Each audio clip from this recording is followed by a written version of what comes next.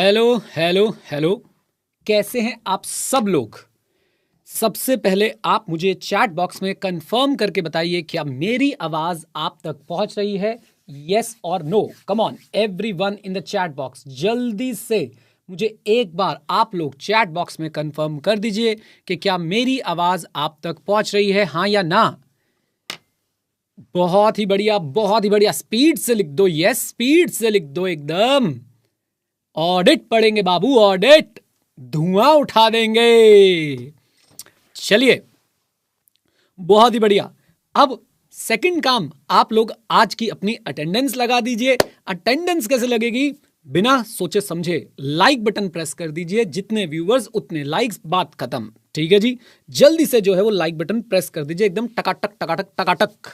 Okay, मैं 5 तक गिन रहा हूं, आप लोग लाइक करिए। 1 2 3 4 एंड 5। अरे अरे हाँ, चलो। अब एक खास बात और आप लोगों को बतानी है। वो बात ये कि आज सबसे पहले मैं आपको धन्यवाद बोलना चाहता हूं। कल वाली क्लास पे क्या जाबड़ रिस्पांस दिया तुम लोगों ने, बहुत बढ़िया। बस अब भाई जब क्लास खत्म हो जाए तो उसके बाद फीडबैक भी दे दिया करो क्लासेस के नीचे, क्या सही लग रहा है, क्या सुधारूं और क्या करूं आप लोगों के लिए। 700-800 लोग देखते हैं और फीडबैक भाई साहब 7-8 लोग देखते हो। ऐसे क्यों करते हो, आलस मत किया करो, ठीक है। अब आज की कसम यह है कि आपने जो है वो क्या करना है, आपने जो है वो फुल ऑन पार्टिसिपेशन रखना है। अगर टीम देख रही है तो प्लीज एक बार सब बच्चे, एक बार टीम जो है सबको कंफर्म कर दे कि आज जूम पे सेशन नहीं है, आज जो है सेशन हमारा यूट्यूब पे ही हो रहा है। राइट, चलो जी। और हाँ जी, फीडबैक जरूर जरूर जरूर दे दीजिएगा। Is that clear. चलिए अब आज की बातचीत शुरू कर दें। बोल दो बेटा, बोल दो। चलो, आज मैं आपको institute of chartered accountants of India का एक क्वेश्चन भी कराने वाला हूं कि किस प्रकार के सवाल जो हैं वो आते हैं आपके एग्जाम में। राइट, बोलो हाँ के ना। चलो भाई, चलो शुरुआत करते हैं हम लोग जल्दी से अपने आज के सेशन की। पहले मैं आप लोगों को कल की क्लास थोड़ी सी रिवाइज करा दूं। बोलो बेटा बोलो। यस सर यस, कल वाली क्लास अगर थोड़ी सी रिवाइज करा दोगे तो बात बन जाएगी। आ जाओ आ जाओ आ जाओ। सबसे एक रिक्वेस्ट है, अब बैच के बारे में कुछ बात ना करें बेटा। अब सीधा सीधा जो है वो पढ़ाई पे ध्यान दे, सीधा सीधा पढ़ाई पे ध्यान दे। जल्दी बोलिए, शुरुआत की जाए। कम ऑन, जल्दी बोलिए। अखिलेश, मनीषा, गगन, महेंद्र, अनिरुद्ध, रजनीश, अभिनव। अब सीधा सीधा भाई साहब बिल्कुल पढ़ाई की बात करेंगे। आ जाइए मेरे साथ। तो हम लोगों ने कल शुरुआत करी थी बच्चों ऑडिटिंग की। अच्छा, ऑडिटिंग के साथ साथ बच्चों एथिक्स भी पढ़ने, वो नाम में चेंज कर दिया, बातें सारी वही पुरानी है, टेंशन मत लो। चैप्टर 1 नेचर ऑब्जेक्टिव स्कोप, हमने सबसे पहले बच्चों डेफिनेशन का पोस्टमार्टम किया था, मीनिंग ऑफ ऑडिट पढ़ा था। आई होप आप सबको याद है मीनिंग ऑफ ऑडिट क्या था। Audit is an independent examination. किसका? Financial information. किसकी फाइनेंशियल इंफॉर्मेशन? एंटिटी की फाइनेंशियल इंफॉर्मेशन। एंटिटी कैसी? यत्र तत्र सर्वत्र।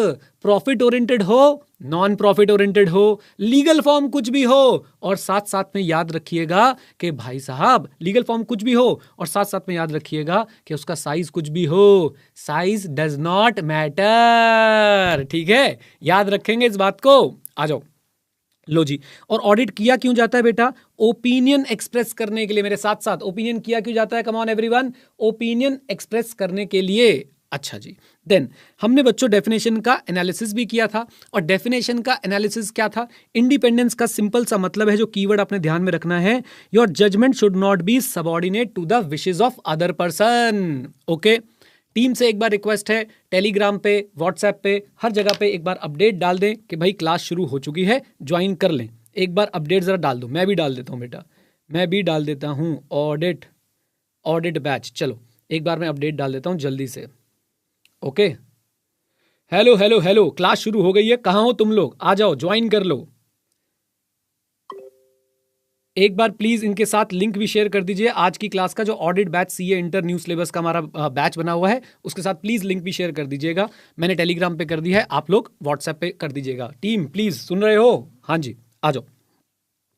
तो हमने बात करी बच्चों कहाँ पे कि भाई हमने ये तीनों पॉइंट इसके पढ़ लिए थे, बहुत बढ़िया। फिर उसके बाद बच्चों हम लोग कहाँ पे आए थे? इस डेफिनेशन को पढ़ते पढ़ते हमने फाइनेंशियल इंफॉर्मेशन पे चर्चा करी थी। फाइनेंशियल इंफॉर्मेशन पे हमने क्या चर्चा करी थी? ये रहा। फाइनेंशियल इन्फॉर्मेशन पे हमने क्या चर्चा करी थी? ये रही बच्चों वो चर्चा जो हमने फाइनेंशियल इन्फॉर्मेशन पे करी थी कि भाई फाइनेंशियल इन्फॉर्मेशन क्या होती है। Financial information, historical financial information, ऐसी इन्फॉर्मेशन जो फाइनेंशियल टर्म्स में एक्सप्रेस करते हैं एक एंटिटी के लिए, जो अकाउंटिंग सिस्टम से आती है और याद रखिएगा इवेंट और कंडीशंस के बारे में बताती है। और ये इवेंट्स और कंडीशन किससे रिलेट करते हैं? पास्ट से रिलेट करते हैं। हाँ जी, इवेंट्स और कंडीशन किससे रिलेट करते हैं? पास्ट से रिलेट करते हैं। डन, बोलिए। अच्छा जी, देन इसके बाद बच्चों हमने देखा कि फाइनेंशियल स्टेटमेंट का मतलब क्या होता है। फाइनेंशियल स्टेटमेंट जब इसी हिस्टोरिकल फाइनेंशियल इंफॉर्मेशन को स्ट्रक्चर्ड रिप्रेजेंटेशन में डाल दिया जाए, और नोट्स भी जो है वो फाइनेंशियल स्टेटमेंट का पार्ट होते हैं। हिस्टोरिकल फाइनेंशियल स्टेटमेंट को जब स्ट्रक्चर्ड रिप्रेजेंटेशन कर दी जाए तो वो फाइनेंशियल स्टेटमेंट बन जाती है, और नोट्स भी जो है वो फाइनेंशियल स्टेटमेंट का पार्ट होते हैं। और ये कंपनी के रिसोर्सेज और ऑब्लिगेशन के बारे में जो है वो बताती है as per applicable financial reporting framework. फिर हमने बात करी कि एप्लीकेबल फाइनेंशियल रिपोर्टिंग फ्रेमवर्क क्या होता है। एप्लीकेबल फाइनेंशियल रिपोर्टिंग फ्रेमवर्क वो गाइडलाइंस, वो क्राइटेरिया जिसके हिसाब से फाइनेंशियल स्टेटमेंट के अंदर ACPD होता है। बोलिए क्या होता है? एवरीवन बोलिए क्या होता है? ACPD होता है, अमाउंट, क्लासिफिकेशन, प्रेजेंटेशन, डिस्क्लोजर। मेरे साथ साथ क्या होता है बेटा? Amount, classification, presentation, disclosure. याद रखेंगे? कम ऑन, जल्दी बोलो। अच्छा जी, देन FRF के बदले बच्चों AFRF भी हमने पढ़ा। FRF के साथ हमने AFRF भी पढ़ा। AFRF क्या है? Applicable financial reporting framework. बहुत सारी हैं, लेकिन जो अपने वाली है वो एप्लीकेबल फाइनेंशियल रिपोर्टिंग फ्रेमवर्क वाली है। याद रहेगा? यानी बहुत सारे फाइनेंशियल रिपोर्टिंग फ्रेमवर्क हैं, लेकिन जो अपने वाला फाइनेंशियल रिपोर्टिंग फ्रेमवर्क है उसे हम लोग क्या बोलते हैं बेटा? Applicable financial reporting framework. अब अपने वाले से मेरा क्या मतलब है? जो एंटिटी ने यूज किया है for preparation and presentation of financial statement, और जो एक्सेप्टेबल है as per nature of entity and requirement of law और रेगुलेशन के हिसाब से। Is that clear? Come on, जल्दी बोलो इन द चैट बॉक्स। यहां तक की बातें क्लियर हैं? जल्दी बोलो, एक एक वर्ड क्लियर है? प्रेरणा, अमृतोष, जीत, अयान, बहुत बढ़िया। अखिलेश, शाबाश शाबाश शाबाश, बहुत ही बढ़िया, बहुत ही बढ़िया। आइए अब बच्चों, एप्लीकेबल FRF हमारा जो है वहां पे खत्म हो गया। फिर हमने बात करी थी कल एश्योरेंस के बारे में। चलो आओ रिवाइज कराता हूं। एश्योरेंस एंगेजमेंट में एक एक्सपर्ट प्रैक्टिशनर जो है वो सब्जेक्ट मैटर पे अपना ओपिनियन देता है इंटेंडेड यूजर को। पार्टी कितनी होती थी? पार्टी कितनी होती थी बे? 3 पार्टी होती थी, याद करके बताइए। सबसे पहली पार्टी कौन सी होती थी? Intended user. फिर कौन होता था? Responsible party. फिर कौन होता था? प्रैक्टिशनर। याद है बातें आप लोगों को? रिस्पॉन्सिबल पार्टी सब्जेक्ट मैटर के लिए रिस्पॉन्सिबल है, इंटेंडेड यूजर सब्जेक्ट मैटर को यूज करना चाहता है, और जो हमारा प्रैक्टिशनर है वो सब्जेक्ट मैटर पे एविडेंस इकट्ठे करके ओपिनियन देता है, उसे सूटेबल क्राइटेरिया के अगेंस्ट चेक करके। एविडेंस इकट्ठे करके ओपिनियन देता है, उसे सूटेबल क्राइटेरिया के अगेंस्ट चेक करके। क्या बोलती पब्लिक? कम ऑन, जल्दी बोलो। याद है ये बातें? 3 पार्टी हो गई। अपना प्रैक्टिशनर जो है सब्जेक्ट मैटर के लिए एविडेंस ऑब्टेन करेगा, उसे सूटेबल क्राइटेरिया के अगेंस्ट चेक करके, और उस पे फिर जो है वो कौन डिसीजन लेगा? उस पे जो है इंटेंडेड यूजर डिसीजन लेगा। एक बात बताइए, इंफॉर्मेशन के इनकरेक्ट होने के चांसेस इससे क्या हो जाते हैं? इंफॉर्मेशन के इनकरेक्ट होने के चांसेस इससे क्या हो जाते हैं? जल्दी बोलिए everyone in the chat box, fast fast. Very good Kripesh, सबसे पहले तुमने आंसर दिया। ये बात, शाबाश शाबाश शाबाश शाबाश। चलो जी आइए आगे बढ़ाएं गाड़ी को। रिवीजन हो गई? यस सर, आगे बढ़ाइए सर। चलिए, तो आज बच्चों हम लोग क्या करने वाले हैं, ये लीजिए आपके स्क्रीन पे। अच्छा सर, क्या हमें ये हैंड रिटन नोट्स मिलेंगे? बिल्कुल, हर क्लास के बाद आपको ये हैंड रिटन नोट्स जो हैं वो मिल जाएंगे। 1% भी स्ट्रेस मत लीजिए। मैंने टेलीग्राम पे जो है इसका लिंक पहले से ही शेयर कर दिया था। हर क्लास के नोट्स आप लोगों को मिलते जाएंगे। चलो भाई आ जाओ, बात करते हैं बच्चों हम लोग स्टैंडर्ड्स की। आज मैं स्टैंडर्ड्स का पहले एक बेसिक ओवरव्यू आपको देना चाहता हूं। सुनिए मेरी बात को। स्टैंडर्ड्स ऑन ऑडिटिंग हम बहुत डिटेल में पढ़ेंगे। अभी एक बेसिक ओवरव्यू। भाई साहब, क्या आप चाहते हो हर ऑडिटर अपनी धुन में काम करे? हर ऑडिटर अपनी धुन में काम करे, जिसका जैसे मर्जी का मन करे वो वैसे काम करता रहे, जिसका जैसे मर्जी मन करे वो वैसे ऑडिट करता रहे? या आप चाहते हो कि भाई यूनिफॉर्मिटी होनी चाहिए? या आप चाहते हो कि यूनिफॉर्मिटी होनी चाहिए? जल्दी बताइए, अपनी धुन में कि यूनिफॉर्मिटी? Come on everyone. हम चाहते हैं कि भाई साहब यूनिफॉर्मिटी होनी चाहिए। अब जब आप चाहते हैं कि यूनिफॉर्मिटी होनी चाहिए, हाँ जी, जब आप चाहते हैं कि यूनिफॉर्मिटी होनी चाहिए तो आपको कोई ना कोई गाइडलाइन तो चाहिए होगी। और यूनिफॉर्मिटी लाने के लिए, ऑडिटर्स के काम में यूनिफॉर्मिटी लाने के लिए, the greatest, the one and only, world second largest accounting body, developer of trusted and independent professional with world class competencies, the ICAI introduced standards on auditing. Right, तो याद रखिए बच्चों कि हमारे जो स्टैंडर्ड्स ऑन ऑडिटिंग है वो कौन लेके आया है? ICAI लेके आया है। और ICAI क्यों लेके आया है? ताकि ऑडिटर्स के काम में यूनिफॉर्मिटी जो है वो आ जाए। और याद रखिएगा, क्या ये स्टैंडर्ड्स ऑप्शनल है? मैंडेटरी है दोस्तों, मैंडेटरी है। मैंडेटरी रिस्पॉन्सिबिलिटीज बताते हैं ये किसकी? ऑडिटर्स की। और याद रखिएगा, हम जो SA, जब भी मैं बोलूंगा SA स्टैंडर्ड्स ऑन ऑडिटिंग, जब भी बेटा मैं ये बात बोलूंगा ना स्टैंडर्ड्स ऑन ऑडिटिंग, आप लोग ये बात समझेंगे कि ये सिर्फ एप्लीकेबल है ऑडिटिंग ऑफ, मैंने नीचे लिखा भी हुआ है, ये सिर्फ एप्लीकेबल है बेटा किसके लिए? Auditing of historical financial information के लिए। Auditing of historical financial information के लिए। बताइए, ये बात समझ आई आपको? यानी ये प्रोस्पेक्टिव फाइनेंशियल इंफॉर्मेशन में अगर मैं कुछ काम करने लग जाऊं तो क्या ये ऐसे एप्लीकेबल होंगे? नहीं। अगर मैं फाइनेंशियल इंफॉर्मेशन पे काम ना करूं, मैं चार्टर्ड अकाउंटेंट हूं, मैं किसी और चीज पे भी तो काम कर सकता हूं। मैं किसी कंपनी के सिस्टम्स, प्रोसेसेस पे काम कर रहा हूं, तो क्या उस पे ऐसे एप्लीकेबल होंगे? नहीं। ऐसे सिर्फ कब एप्लीकेबल होंगे? स्टैंडर्ड ऑन ऑडिटिंग कब एप्लीकेबल होंगे? Only for auditing of historical financial information. Right. और ये आपको क्या बताते हैं? Performance benchmark. सर ये कैसे कैसे भारी भारी वर्ड ला रहे हो? बेटा याद रखना, ICAI को खुश करना है तो आपको क्या करना पड़ेगा? ICAI को खुश करना है बेटा तो कीवर्ड्स याद करने पड़ेंगे। और स्टैंडर्ड्स ऑन ऑडिटिंग जब भी आपको इंट्रोडक्शन देना पड़ जाए, हमेशा बोलिए they are performance benchmarks for the auditor. Performance benchmark मतलब एक मिनिमम स्टैंडर्ड बता दिया जाता है कि भाई कम से कम ये काम तो ऑडिटर को करना ही करना है, कम से कम ये काम तो ऑडिटर को करना ही करना है, इतनी क्वालिटी तो अचीव करनी ही करनी है। और स्टैंडर्ड्स आपको बताते हैं कि वो क्वालिटी क्या है, वो काम क्या है। Is that clear? जल्दी बोलिए, कम ऑन, आ जाइए। मैंने बच्चों आज आपके लिए एक प्यारी सी और शीट बनाई है जिसमें मैं सारी चीजें लिख रहा हूं कि अगर आप लोग अच्छे नंबर स्कोर करना चाहते हैं तो आपको क्या क्या करना पड़ेगा। राइट, जिसमें से सबसे पहली बात पता है क्या है? अरे आपको स्टडी करनी पड़ेगी। Wow, just like a wow. Right, तो भाई साहब स्टडी करते समय आप लोगों को किन बातों का ध्यान रखना है? आपको हमेशा ध्यान रखना है कीवर्ड्स का। बोलिए किसका ध्यान रखना है? जल्दी बोलिए, कीवर्ड्स का। ओके, तो आप कीवर्ड्स कैसे ध्यान रखेंगे? मैं बेटा आप लोगों की बुक में उसे रेड कलर से मार्क कर चुका हूं और आप लोगों के लिए यहां पे अलग से भी लिख रहा हूं। तो स्टैंडर्ड ऑन ऑडिटिंग किस लिए यूज होते हैं? Auditing of historical financial information. क्या है ये? Performance benchmark. पर्पस क्या है? ये क्या लेके आते हैं? कम ऑन, क्या लेके आते हैं? यूनिफॉर्मिटी। ऑप्शनल है कि मैंडेटरी है? ऑप्शनल है कि मैंडेटरी है? कम ऑन, ऑप्शनल है कि मैंडेटरी है? आंसर इज मैंडेटरी है। एक क्वेश्चन पूछने जा रहा हूं, एक क्वेश्चन पूछने जा रहा हूं आप लोगों से, जरा बताइएगा, जरा बताइएगा। Standards on auditing prescribed by ICAI are voluntary for auditor. True और फॉल्स? बस इतना बताओ, ट्रू और फॉल्स। जल्दी बोलो, come on.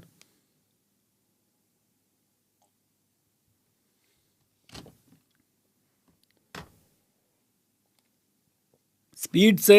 Yes yes yes, बिल्कुल ठीक। It's false because they are mandatory. Is that clear? बोलिए बोलिए।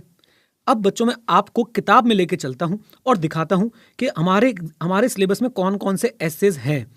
ICAI बच्चों मैं आपको एक बात बताता हूं, देखो इंस्टीट्यूट हमारी मदर बॉडी है, सारी बातें ठीक है, लेकिन इंस्टीट्यूट जब कुछ बोले ना कि ये एग्जाम में आएगा या नहीं आएगा, उस पर आंख बंद करके विश्वास नहीं करने का है भाई, बिल्कुल नहीं करने का है। ICAI कह रहा है स्टैंडर्ड हटा दिए, ये सब आपके कोर्स का पार्ट है, मैं आपको बता रहा हूं। ये देखिए, ये रही आपकी पूरी स्टैंडर्ड की लिस्ट, ये पूरी आपकी स्टैंडर्ड की लिस्ट है SA 200 सीरीज में। SA 200 ये नंबरिंग है बच्चों इनकी, हम इस नंबरिंग में बहुत डिटेल में जाएंगे। 200, 210, 220, 230, 240, जैसे आपके अकाउंटिंग स्टैंडर्ड्स के नंबर हैं वैसे ही बेटा ये SA के नंबर हैं। मैं आपको बताऊंगा कि आपने कौन कौन से इसमें से कवर करने हैं, कहां कहां कवर करने हैं। अभी के लिए मैं आपको दिखा रहा हूं, सबसे पहला आपका स्टैंडर्ड SA 200, SA 200, SA 200। इसका नाम क्या है बेटा? इधर देखो, overall objectives of the independent auditor. एक part, overall objectives of the independent auditor and conduct of the audit in accordance with SA। दो पार्ट में बांट दो, उइया कासा, मेरे साथ साथ, उय्या कासा, व्हाट इज उय्या? Overall objectives of the independent auditor and conduct of an audit in accordance with SA. अगर आपको और बेसिक समझना है तो SAs are nothing but AS of auditing. वाह, SAs are nothing but AS of auditing. जैसे आपको अकाउंटिंग स्टैंडर्ड अकाउंट्स में बताते हैं कि अकाउंट्स में क्या करना है, वैसे स्टैंडर्ड्स ऑन ऑडिटिंग ऑडिट में बताते हैं कि आपने ऑडिट में क्या करना है। सिंपल बात समझ आ गई? बोलिए। और इसका सबसे बेसिक जो है वो स्टैंडर्ड कौन सा है? एसए 200। हर्ष लोकवानी भाई, जो हो रहा उसे पढ़ लो, नहीं बीच में तुम्हें कुछ और पूछना है, नलायक। हाँ जी, दोबारा से बच्चों, हाँ जी, उय्या कासा एसए 200 नाम याद रखेंगे। मैं आपको बच्चों इस सारे नाम और नंबर याद करा दूंगा, एग्जाम में आपको लिखने पड़ेंगे। और मैं आपको बताता हूं एग्जाम में आपका आंसर भी एसए के नाम और नंबर से शुरू होगा। एक बात आपको यहां और बता दूं, सीए फाइनल में एज इट इज ये सारे स्टैंडर्ड्स आपको दोबारा पढ़ने हैं। और आपको एक बात बता दूं कि आप अभी मेरे साथ ग्रुप 2 में पढ़ रहे हो, जब ग्रुप 1 सीए फाइनल में आओगे वहां पे भी ऑडिटिंग है, वो भी तुम्हारा भाई पढ़ा रहा होगा। 50 मार्क्स के स्टैंडर्ड्स हैं, आईसीआई सीधा सीधा क्लेम करता है, सीधा क्लेम करता है। 50 मार्क्स के स्टैंडर्ड्स हैं, राइट? तो बिल्कुल भी बच्चों इसको हल्के में मत लीजिएगा। नाम और नंबर मैं बोल बोल के आपको याद करा दूंगा, बार बार हम लोग बात करा करेंगे नाम और नंबर ले लेके, राइट? आइए, तो एसए 200 उय्या कासा, उय्या का full form overall objectives of the independent auditor. Stop. कासा, conduct of an audit in accordance with SA, conduct of the audit in accordance with SA. Clear है? क्लियर है? नाम क्लियर है? आज मैं आपको कुछ नहीं समझा रहा, आज मैंने बस आपको इंट्रोडक्शन देना था कि भाई स्टैंडर्ड्स जो है परफॉर्मेंस बेंचमार्क है, आईसीआई बोलता है ये मैंडेटरी है ऑडिटर के लिए, ऑडिटर को फॉलो करने ताकि यूनिफॉर्मिटी रहे ऑडिटिंग के प्रोफेशन में। हमने देखा कि बहुत सारे स्टैंडर्ड्स हैं, हमने एक स्टैंडर्ड का नाम पढ़ लिया एसए 200, हमने नंबर पढ़ लिया, उसके बाद उसका नाम पढ़ लिया उय्या कासा, overall objectives of independent auditor and conduct of an audit in accordance with SA. Done done. अब हम वापस चलते हैं बच्चों अपने आज के टास्क पे, और हमारा आज का सबसे मेन टास्क है कि भाई साहब ऑडिटर का ऑब्जेक्टिव क्या होता है। हाँ जी, आज का हमारा सबसे मेन टास्क क्या रहने वाला है बेटा? ऑडिटर का ऑब्जेक्टिव क्या होता है? दोनों हाथ हवा में लहरा लीजिए और 3 बार अपने घर पे बोलिए, आएगा आएगा आएगा। बेटा ये टॉपिक जो है ना, ये करण अर्जुन टॉपिक है। कौन सा टॉपिक है? जल्दी बोलो। ये बेटा करण अर्जुन टॉपिक है, और याद रखिएगा मेरे करण अर्जुन आएंगे। ये टॉपिक बेटा एग्जाम में दिखेंगे आप लोगों को। और बच्चे, मैं बताता हूं प्रॉब्लम क्या हो रही है। प्रॉब्लम ये हो रही है कि बच्चे सिर्फ हवा में बातें सीख रहे हैं, हवा में। मैं वहां था, मैंने उसको ऐसे बोला, उसने ऐसे बोला, फिर ये हो गया।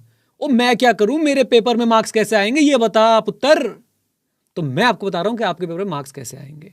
आपने बस मुझे फॉलो करना है, मैं जो जो बोलूं उसे रिपीट करना है, जो जो समझाऊं उसे समझ लेना है, बात बन जाएगी पक्की बात। आ जाओ बेटा, इधर देखो। Objective of the auditor, auditor का काम क्या होता है? इधर देखो भाई, इधर देखो, एक एक लाइन, एक एक वर्ड पे हम लोग पोस्टमार्टम करेंगे। 10 क्लास बाद आप लोग ऐसे हो जाओगे भाई साहब, 10 क्लास बाद आप लोग ऐसे हो जाओगे, आप बोलोगे अरे ले चलो, कहां ले चलना है हमें, बात करवा लो किसी से भी ऑडिटिंग पे। आओ इधर देखो जरा, प्लीज प्लीज प्लीज, इधर देखो। ऑडिटर का ऑब्जेक्टिव क्या है? ऑब्टेन, एक एक वर्ड पढ़ूंगा। ऑब्टेन रीजनेबल एश्योरेंस, आरए का यहां पे मतलब है रीजनेबल एश्योरेंस। अच्छा, मैंने आपकी बुक में बच्चों एक काम और किया है, जितने भी शॉर्ट फॉर्म्स में यूज कर रहा हूं, एब्रिवेशंस में यूज कर रहा हूं, आपकी बुक में मैंने एक पेज लगा दिया है जिसमें वो सारे एब्रिवेशंस देख सकते हैं। रीजनेबल एश्योरेंस पहले एक बार पढ़ देता हूं, फिर उसके बाद जो है आपको ये पूरा समझाऊंगा, और बहुत समय लगेगा। देखिए एक ही लाइन है, एक ही लाइन पढ़ने में हम बहुत समय लगाएंगे, लेकिन ऐसा पढ़ेंगे कि भाई साहब इसके बाद जहां मर्जी लाइन आ जाए एकदम बढ़िया से लिख के आएंगे। आइए, ऑडिटर का ऑब्जेक्टिव क्या है ऑडिट करते समय? Obtain reasonable assurance that financial statements are free from material misstatement. Auditor क्या करेगा? ऑडिटर भाई साहब फाइनेंशियल स्टेटमेंट्स को चेक करके अपने आप के लिए एश्योरेंस ऑब्टेन करेगा कि ये जो फाइनेंशियल स्टेटमेंट है ये मटीरियल मिसस्टेटमेंट से फ्री है। ये जो फाइनेंशियल स्टेटमेंट है ये मटीरियल मिसस्टेटमेंट से फ्री है। अब आते हैं पोस्टमार्टम अप्रोच पे। सबसे पहला word reasonable assurance. Reasonable assurance, what do you mean by reasonable assurance? Everyone आंखों में आंखें डाल के देखो, आंखों में आंखें डाल के, हैं ध्यान से सुनो। What is reasonable assurance? Reasonable assurance मतलब high but not absolute. High but not absolute. Sir इसका मतलब क्या हुआ? एब्सोल्यूट एश्योरेंस याद करो बेटा, कक्षा 12वीं में तुम्हारे पास होने के चांस कितने परसेंट थे? 100%। आप घर पे आके क्या बोलते थे? पास तो हो ही जाऊंगा, पास तो मैं हो ही रहा हूं। लेकिन सीए में आके आपके पास होने के चांस क्या वैसे ही एब्सोल्यूट हैं, 100% हैं, गारंटी हैं? राइट? अब इस बात को समझिए, रीजनेबल का मतलब होता है high but not absolute, not 100%, not guarantee. Is that clear? Question दिखाऊंगा भी आईसीए के एग्जाम में जो आने वाला है, पक्की बात। अब भी दिखाऊंगा क्वेश्चन, 2 मिनट दो। हाँ जी, मेरे साथ बच्चों। ऑडिटर का ऑब्जेक्टिव क्या है? कैसी एश्योरेंस ऑब्टेन करता है वो फाइनेंशियल स्टेटमेंट को चेक करके? कैसी एश्योरेंस ऑब्टेन करता है? कम ऑन टेल मी, जल्दी बोलिए। रीजनेबल। रीजनेबल मतलब एब्सोल्यूट। रीजनेबल मतलब एब्सोल्यूट। बताओ करेक्ट इनकरेक्ट? हाँ जी, रीजनेबल मतलब एब्सोल्यूट। बताओ correct incorrect? Very good, very good, very good, very good, very good. Reasonable का मतलब होता है हाई बट नॉट एब्सोल्यूट। याद रखेंगे और एक्शन करके पढ़ेंगे तो और मजा आएगा। High but not absolute. Okay. Auditor guarantee नहीं दे सकता। ऑडिटर 100% एक्यूरेसी से जो है वो फाइनेंशियल स्टेटमेंट के बारे में ये नहीं बोल सकता that they are free from material misstatement. नए वर्ड आ रहे बच्चों। रीजनेबल एश्योरेंस क्लियर हुआ? जल्दी बताइए। रीजनेबल एश्योरेंस क्लियर हुआ? कम ऑन एवरीवन, जल्दी जल्दी जल्दी जल्दी बोलो। रीजनेबल एश्योरेंस क्लियर हुआ? रीजनेबल मतलब नॉट 100%, यानी कि भाई गारंटी नहीं है अपने पास। इधर देखो जरा प्लीज, इधर देखो please. Reasonable assurance, high but not absolute level of assurance. अच्छा, हमने क्या क्या वर्ड पढ़े थे? Auditor will obtain reasonable assurance that financial statement, FS बोले तो financial statement, are free from material misstatement. Financial statement are free from material misstatement whether due to fraud और error. अब यहां पे हमारे पास 2 नए वर्ड आए बच्चों, 2 नए वर्ड आए, और वो कौन कौन से? Free from material misstatement, free from material misstatement. अब हम समझेंगे कि बाबू ये मटीरियल मिसस्टेटमेंट क्या होता है। पहली बात तो मटीरियल को समझ लेते हैं कि ये मटीरियल क्या होता है। इधर देखो, सोचो सोचो सोचो सोचो सोचो सोचो सोचो सोचो बच्चों, सोचो। आप लोगों के घर में क्लास जो है ये ऑनलाइन शुरू होने वाली है और आप अपनी टेबल सेट कर ही रहे थे, तभी एक 1 रुपए का सिक्का टेबल से गिरा और भाई साहब कहीं और चला गया। अब वो सोफे के नीचे घुस चुका है भाई साहब, वो सोफे के नीचे जा चुका है। अब आप मुझे बताओ, अब क्लास यहाँ पे शुरू हो चुकी है, आप पहले क्लास अटेंड करोगे या सिक्का ढूंढने जाओगे? जल्दी बताओ, क्लास अटेंड करोगे कि सिक्का ढूंढने जाओगे? Come on come on come on come on come on, everyone in the chat box, everyone.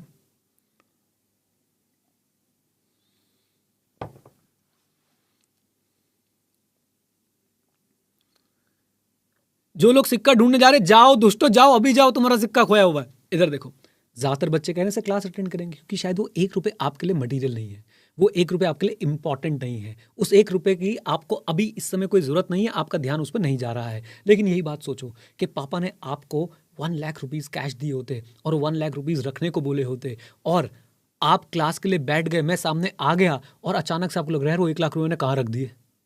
अब आप मुझे बताओ, अब आप क्लास छोड़ के सब क्लास अटेंड करोगे या भाई साहब अब आप 1 लाख रुपए ढूंढने चले जाओगे? भाई कहाँ रखे थे यार, याद नहीं आ रहे, जल्दी बोलो जल्दी बोलो जल्दी बोलो जल्दी बोलो जल्दी बोलो।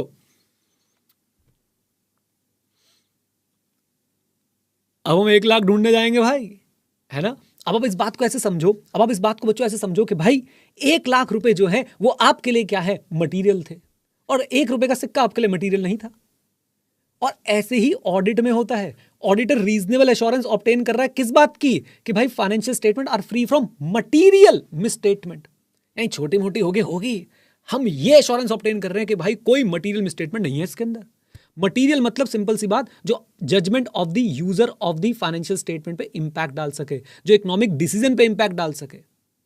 अगर कोई चीज फाइनेंशियल स्टेटमेंट के यूजर के इकोनॉमिक डिसीजन पे इंपैक्ट डाल सकती है, तो बेटा बताओ वो चीज मटीरियल है या नहीं? कम ऑन, यस और नो, कम ऑन बोलो, कम ऑन एवरीवन। बिल्कुल। अब आपको एक दूसरा एग्जांपल देता हूं, रिवाइंड करो। मान लो आपके पास जो है, ये लो, मान लो ये सिक्का है, राइट? ये वैसे बटन है, मान लो ये सिक्का है, और ये सिक्का जो है भाई साहब आपको आपके पापा ने दिया था, आपके पापा को उनके पापा ने दिया था, और आपके दादाजी को उनके पापा ने दिया था। ये पूछते नहीं सिक्का है, और भाई ये क्लास अटेंड करते करते ना ये गिर के ऐसी ट्रैवल करता हुआ कहीं चला गया। अब क्या करोगे? सिक्का या ग्लास? सिक्का या glass? Everybody in the chat box, सिक्का या ग्लास? अब तो भाई कॉइन उठाने जा रहा हूं मैं पहले जल्दी से। हाँ भाई, बहुत इंपॉर्टेंट सिक्का था ये। अब आप बच्चों एक बात फील करो जरा, अब आप एक बात फील करो, कम ऑन एवरीवन एवरीवन एवरीवन, अब जरा एक बात फील करो। एक कॉइन की मटेरियलिटी उसके नेचर से भी तो डिसाइड हो सकती है। जरूरी थोड़ा ना है कि मटेरियलिटी अमाउंट से डिसाइड हो। क्या मटेरियलिटी बच्चों, क्या लगता है आप लोगों को, नेचर से भी डिसाइड हो सकती है कि नहीं? कम ऑन, यस और नो? 1 रुपए का आम सिक्का आपके लिए जरूरी नहीं था, लेकिन 1 रुपए का वही सिक्का अगर आपका पुश्तैनी सिक्का जो पिछले 200 साल से आपके परिवार में, मान लो 200 साल पहले एक का सिक्का आता था, 200 साल से आपके परिवार में चलता आ रहा है, क्या वो इंपॉर्टेंट होगा आपके लिए? कम ऑन, यस और नो? क्लैरिटी आई है कुछ? बोलो। ऐसे ही ऑडिट में होता है, ऐसे ही ऑडिट में होता है बेटा। अभी समझाऊंगा आप लोगों को। मटेरियलिटी का बहुत भयंकर चैप्टर आने वाला है, बढ़िया चैप्टर आने वाला है। अभी के लिए सुनिए फिर से, याद रखिए हम क्या पढ़ रहे हैं। हम पढ़ रहे हैं ऑब्जेक्टिव ऑफ ऑडिटर क्या होता है। ऑब्जेक्टिव ऑफ ऑडिटर होता है क्या ऑब्टेन करना, कीवर्ड साथ में, क्या ऑब्टेन करना? Reasonable assurance.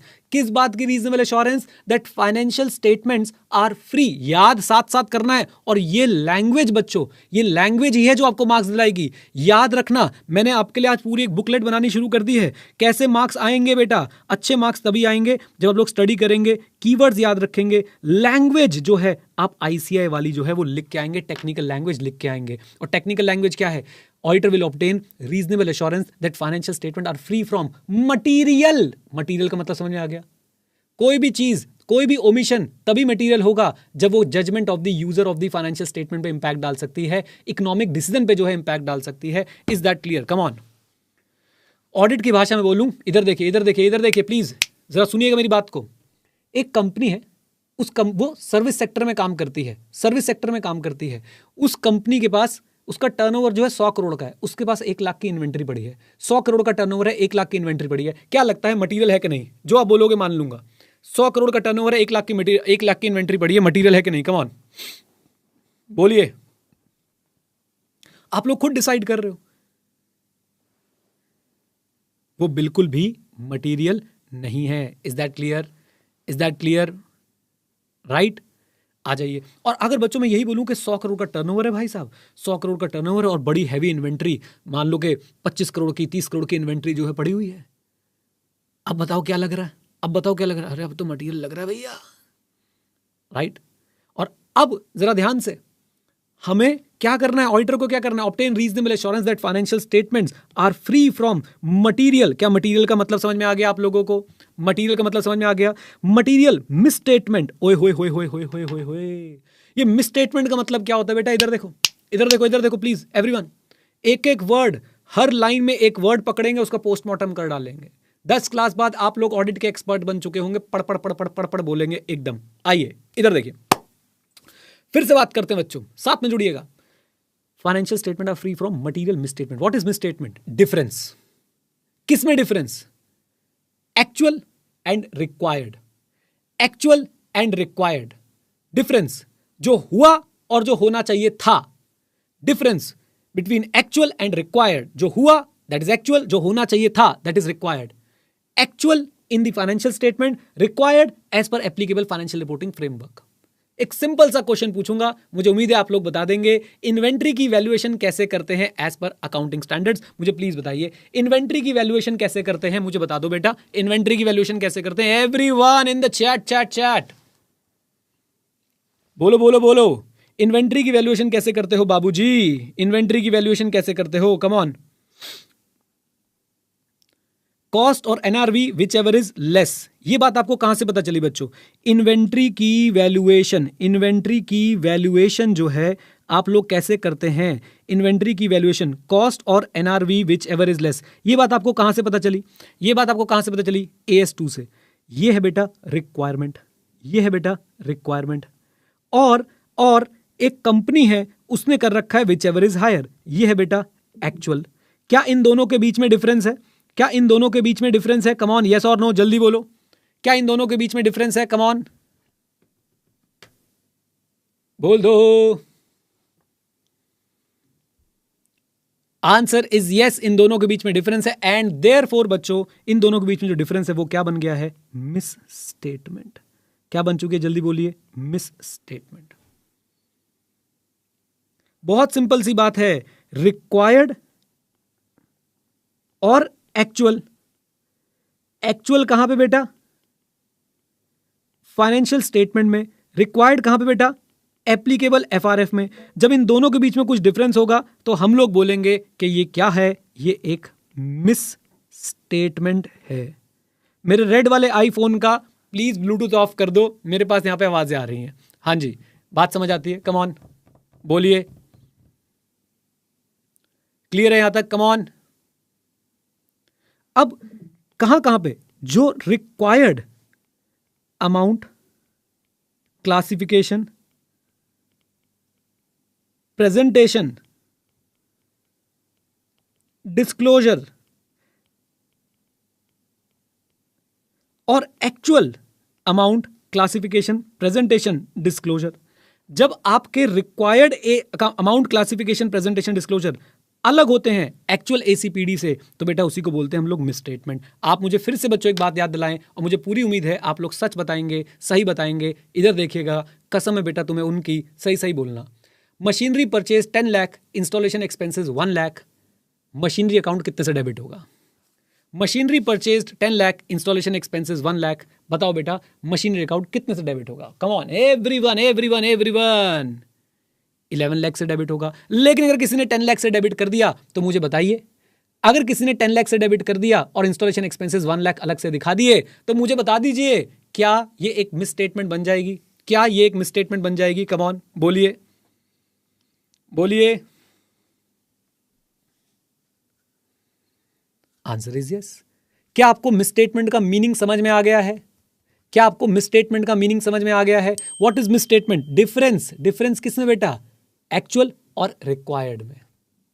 Actual in the financial statement, required as per applicable financial reporting framework. क्या एक्चुअल और required? Amount, classification, presentation, disclosure. Amount, classification, presentation, disclosure. हमेशा याद रखेंगे ये बात, बोलिए बोलिए। चलिए, बहुत ही बढ़िया बहुत ही बढ़िया बहुत ही बढ़िया। आ जाओ बच्चों, मैं आपको पढ़ाता हूं अब मिस स्टेटमेंट के कॉजेज क्या क्या हो सकते हैं। एक बार रिपीट कर लें, ऑडिटर का ऑब्जेक्टिव क्या है? ऑडिटर का ऑब्जेक्टिव है to obtain reasonable assurance that whether financial statement are free from material misstatement. मेरे साथ एक बार सब बोलेंगे, दोबारा बोलेंगे। सर क्या है ऑडिटर का objective? Obtain reasonable assurance that whether financial statements are free from material misstatement. क्या हमें रीजनेबल एश्योरेंस पता है? यस। क्या हमें मटीरियल पता है? यस। क्या हमें मिसस्टेटमेंट पता है? यस। अब आखिरी बार एक लाइन बोलता हूं, फिर अगले अगले शब्दों पे चलेंगे। To obtain reasonable assurance that financial statement are free from material misstatement whether due to fraud और error. Whether due to fraud और एरर, यानी कि मिसस्टेटमेंट दो वजह से हो सकती है, फ्रॉड से और एरर से। और ऑडिटर को रीजनेबल एश्योरेंस ऑब्टेन करनी है कि फाइनेंशियल स्टेटमेंट में कोई मटेरियल मिसस्टेटमेंट तो नहीं है, चाहे फ्रॉड की वजह से चाहे एरर की वजह से। सर फ्रॉड और एरर क्या होता है? आओ मैं आपको बताता हूं बेटा क्या होता है। पहले एक बार बोलो इरशाद, जल्दी से बोल दो एक बार इरशाद। लिख दो चैट में, कम ऑन जल्दी से लिख दो इरशाद। आओ, हंसती थी हंसाती थी, वाह लिखो।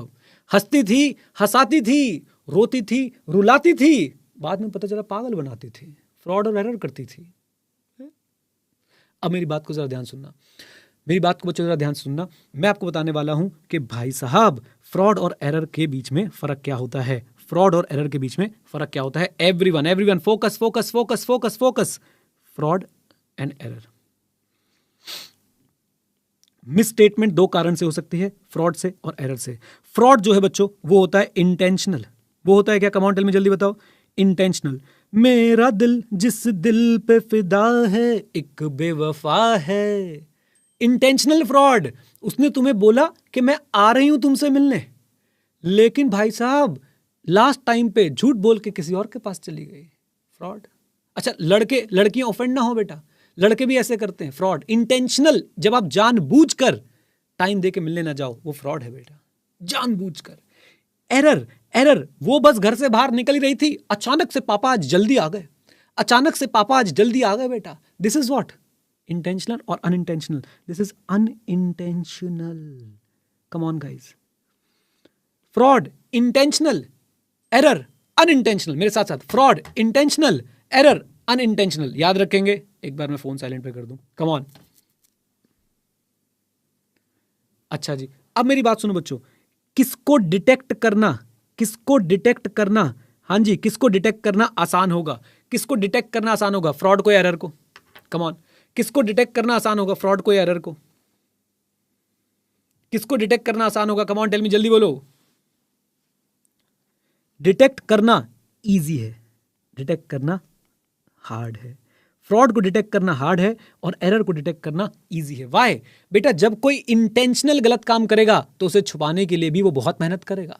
जब कोई इंटेंशनल गलत काम करेगा तो उसे छुपाने के लिए भी उसे छुपाने के लिए भी वो बहुत मेहनत करेगा। लेकिन अगर किसी से एक्चुअली में जेन्युइनली एरर हुआ है तो वो उसको हाइड नहीं करेगा। फ्रॉड होता है, fraud is design to conceal, उसे छुपाने के लिए डिजाइन किया जाता है। Is that clear? बोलिए बोलिए, आ जाइए प्लीज बच्चों प्लीज। तो अब मैंने इसके लिए एक छोटा सा चार्ट भी बनाया है। मिस स्टेटमेंट दो कारणों से हो सकती है, फ्रॉड और एरर। फ्रॉड जो है बेटा क्या होते हैं? इंटेंशनल। ये क्या होते हैं? Unintentional. Fraud is difficult to detect and आपकी errors are easy to detect. हाँ जी, errors are easy to detect, याद रखेंगे। बोलिए। अच्छा जी, अब मेरी बात सुनिए बच्चों, ICAI आपसे लैंग्वेज से खेलेगा। आप मुझे बताइएगा जरा ये पढ़ के, फ्रॉड के केस में रिस्क ऑफ नॉट डिटेक्टिंग क्या है, हाई और लो, बस इतना बता दीजिए। मैं आपके लिए एक पोल बना देता हूं, क्या आप मेरे साथ पोल पोल खेलेंगे? बोलिए हाँ के ना, क्या आप मेरे साथ पोल पोल खेलेंगे? कम ऑन जल्दी बोलो। यस सर, बिल्कुल खेलेंगे। आ जाओ बेटा, आ जाओ। Audit audit audit audit, audit में चलते हैं हम लोग और एक बढ़िया सा टॉपिक क्रिएट कर देते हैं, पोल्स। राइट, अभी आपको मैं दिखाता हूं, पोल मैं कर रहा हूं आप लोगों के साथ और मैंने बना दिया पहला पोल। मैं क्विज बना रहा हूं बच्चों आपके लिए। आपने बताना है फ्रॉड के केस में risk of not detecting fraud कैसा रहने वाला है, हाई रहने वाला है या लो रहने वाला है। एनोनिमस मैंने बंद कर दिया है, क्विज मोड मैंने ऑन कर दिया है और मैं सही आंसर जो है वो मार्क कर रहा हूं। जाइए जाइए जाइए, मैंने टेलीग्राम पे जो है वो पोल आपके लिए बना दिया है। आप लोग भी जाके जो है वो देख सकते हैं, पता कर सकते हैं कि क्या चल रहा है। ये लो ये लो ये लो ये लो, आ जाओ दिखाता हूं मैं आप लोगों को। ये टेलीग्राम का ग्रुप का एक्सेस क्लास वाले स्टूडेंट के पास है। ये टेलीग्राम के ग्रुप का एक्सेस क्लास वाले स्टूडेंट के पास है। जरा देखिए प्लीज, जरा देखिए यहां पे क्या चल रहा है। मैंने लिखा है फ्रॉड का risk of not detecting high है या लो है? फ्रॉड का risk of not detecting high है या लो है? Risk of not detecting the fraud is high. क्या बात है, 93% लोगों ने जो है वो सही जवाब दिया। मुबारक हो मुबारक हो मुबारक हो, बहुत ही बढ़िया बहुत ही बढ़िया बहुत ही बढ़िया। चलो जी वापस आ जाओ। क्यों भाई, क्यों हाई है? Again it is intentional. Is that clear? जल्दी बोलिए। इट इज इंटेंशनल, क्लियर है? जल्दी बोल दो, आ जाओ। कुल मिला के हमारे पास जो है वो बहुत सारे वोट्स आए हैं। कितने वोट्स आए हैं मैं देख के एक बार बता देता हूं आप लोगों को।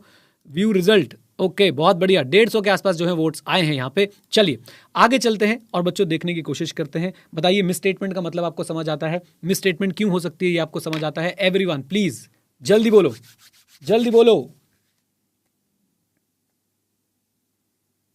आइए आइए बच्चों वापस चलते हैं और देखने की कोशिश करते हैं ऑब्जेक्टिव्स ऑफ ऑडिट। हाँ जी, ऑब्जेक्टिव्स ऑफ ऑडिट जरा साथ दीजिएगा। In conducting audit of financial statement, objective audit का क्या होता है बेटा? Obtain reasonable assurance that whether financial statement are free from material misstatement whether due to fraud और एरर। तो पहला, अब आपको याद कैसे करना पड़ेगा? ये आपको एक वर्ड याद रखना है, एक अल्फाबेट याद रखना है। ऑब्जेक्टिव में बच्चों सबसे पहले आता है आर। बोलो क्या आता है? आर। और आर से क्या शुरू हो जाएगा? Reasonable assurance, financial statement, free from material misstatement, whether due to fraud और एरर। क्या ये सेंटेंस आप मेरे साथ बोल सकते हैं पूरा का पूरा? क्या आप ये पूरा सेंटेंस मेरे साथ बोल सकते हैं? Auditor has to obtain reasonable assurance that financial statement are free from material misstatement whether due to fraud और एरर। कम ऑन जल्दी बोलो एवरीवन प्लीज। अब बच्चों कॉन्फिडेंस देखो, क्या आपको रीजनेबल एश्योरेंस का मतलब पता है?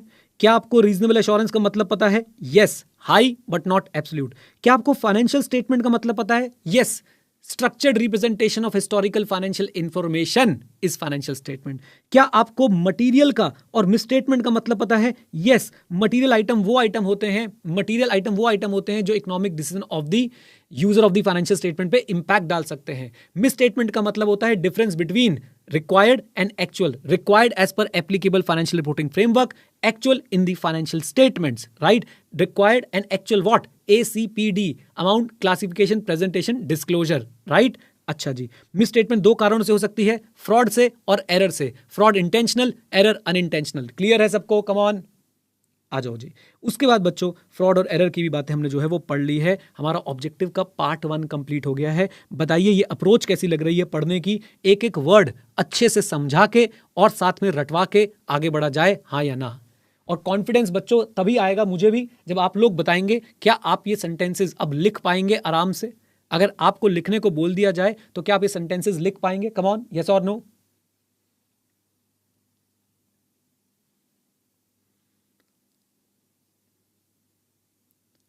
बहुत बढ़िया। और याद रखना बच्चों, आपको मैं रोज जितनी आप स्टोरी बोलोगे सुना दूंगा, लेकिन आप स्टोरी से पास नहीं होगे बेटा, आप पास होंगे कीवर्ड्स लिखने से। सच बता रहा हूं मैं आपको मैं जितनी स्टोरी सुनना चाहते हो सुना दूंगा। मैं यहां गया था, मैंने वो किया था, फिर मैंने ऐसे किया, फिर मैंने धर दबोचा उसको, लेकिन मेरे धर दबोचने से तुम पास नहीं होंगे बेटा। पास होंगे कीवर्ड्स लिख के, आईसीए की किताब से पढ़ के। आ जाओ प्लीज, आ जाओ, साथ में आ जाओ बेटा, साथ में आ जाओ। अब हमारे पास अभी एक और पार्ट भी है। हमने रीजनेबल एश्योरेंस ऑब्टेन कर ली। अब हम लोग क्या करने वाले हैं? कम ऑन, हमने रीजनेबल एश्योरेंस ऑब्टेन कर ली। अब हम लोग बच्चों क्या करने वाले हैं जरा देखिए। Reasonable assurance obtain, now part 2। अब हम लोग देंगे ओपिनियन। ओपिनियन किस बात पे? That financial statement. ओपिनियन किस बात पे बेटा? Financial statements are prepared as per applicable FRF. Financial statement are prepared as per applicable financial reporting framework. पहले हम रीजनेबल एश्योरेंस ऑब्टेन करेंगे और फिर हम अपना ओपिनियन देंगे दैट फाइनेंशियल स्टेटमेंट क्या FRF के हिसाब से बने हैं या नहीं बने हैं। Is that clear? बोलिए एवरीवन। ये कितना आसान था, बस उसमें मेहनत लगी क्योंकि उसमें वर्ड आ रहे थे ना, reasonable assurance, material misstatement, fraud and error. आ जाओ सर, आज आप कह रहे थे हमें क्वेश्चंस कराओगे, हो जाएगा था क्वेश्चन, हो जाएगा था क्वेश्चन। चलो भाई श्री गणेश करते हैं। सीए इंटरमीडिएट में 2024 का हम लोग करने जा रहे हैं फर्स्ट क्वेश्चन। यहां पे आ जाओ जरा मेरे साथ जुड़ जाओ। Everyone everyone everyone, question bank कहां है? ये रहा क्वेश्चन बैंक बच्चों आपका, ये रहा। ये क्वेश्चन बैंक भी आप सबको मिलेगा, डोंट वरी एट ऑल। इसमें आप देखेंगे हमने कुछ पार्ट्स बनाए हैं। पार्ट 1 में आपको डिस्क्रिप्टिव क्वेश्चंस दिख रहे हैं, टॉपिक वाइज हमने डिस्क्रिप्टिव क्वेश्चंस जो है वो लगा रखे हैं। जैसे कि आप ये पढ़ें क्वेश्चन नंबर 2, ध्यान से पढ़िएगा, ध्यान से। लालजी भाई has purchased shares of a company listed on NSE. साथ में रहना जरा। The audited financial statement of the company provide picture of healthy financial performance having robust turnover. लो भाई, लालजी भाई ने क्या किया है? शेयर्स खरीदे कंपनी के। ओके, बहुत बढ़िया लालजी भाई। फिर ऑडिटेड फाइनेंशियल स्टेटमेंट में दिख रहा है कि भाई साहब कंपनी की फाइनेंशियल परफॉर्मेंस बहुत ही हेल्दी है, डेट कम है, प्रॉफिट ज्यादा है। On the above basis he is absolutely satisfied. Word देखो, word, he is absolutely satisfied that money invested by him is safe and there is no chance of losing his money. Absolutely satisfied feel कर रहा है। Do audited results and audit report of company provide such assurance to investors like Lalji Bhai? Is thinking of Lalji Bhai correct? बोलो बोलो बोलो बोलो। लालजी भाई के लिए मैं एक मीम चलाना चाहता हूं। लालजी भाई के लिए मैं एक मीम चलाना चाहता हूं, चला दूं क्या? जल्दी बोलो। इतना गलत कैसे हो सकता है भाई? इतना गलत कैसे हो सकता है लालजी भाई? इतना गलत कैसे हो सकता है? और अब देखो बच्चों इसका आंसर देखो जरा। An audit does not provide assurance to investor in shares regarding safety of his money. Share price of security are affected by range of factors. An audit only provides keyword keyword keyword keyword keyword. An audit only provides keyword keyword keyword keyword. Come on. Reasonable assurance that financial statement are free from material misstatement whether due to fraud and error. मजा आया? अच्छा screen screen screen screen ये रही screen, ये रही। देखिए जरा, देखिए मजा आया क्वेश्चन देख के? जल्दी बोलो।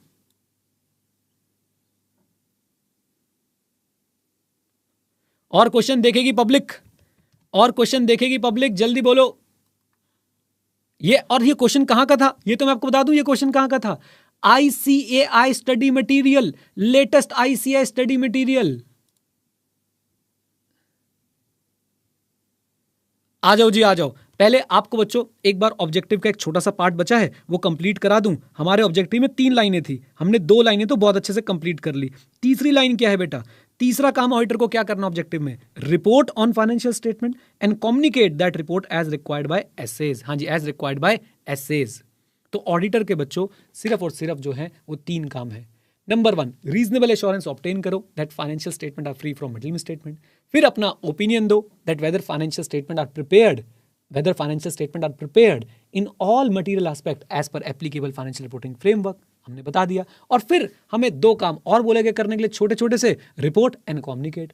किस पे रिपोर्ट करेंगे, फाइनेंशियल स्टेटमेंट पे। कम्युनिकेट कैसे करेंगे, as required by SAs standards on auditing. Is that clear? बोलिए बोलिए, जल्दी बोलिए, क्लियर है यहां तक सबको?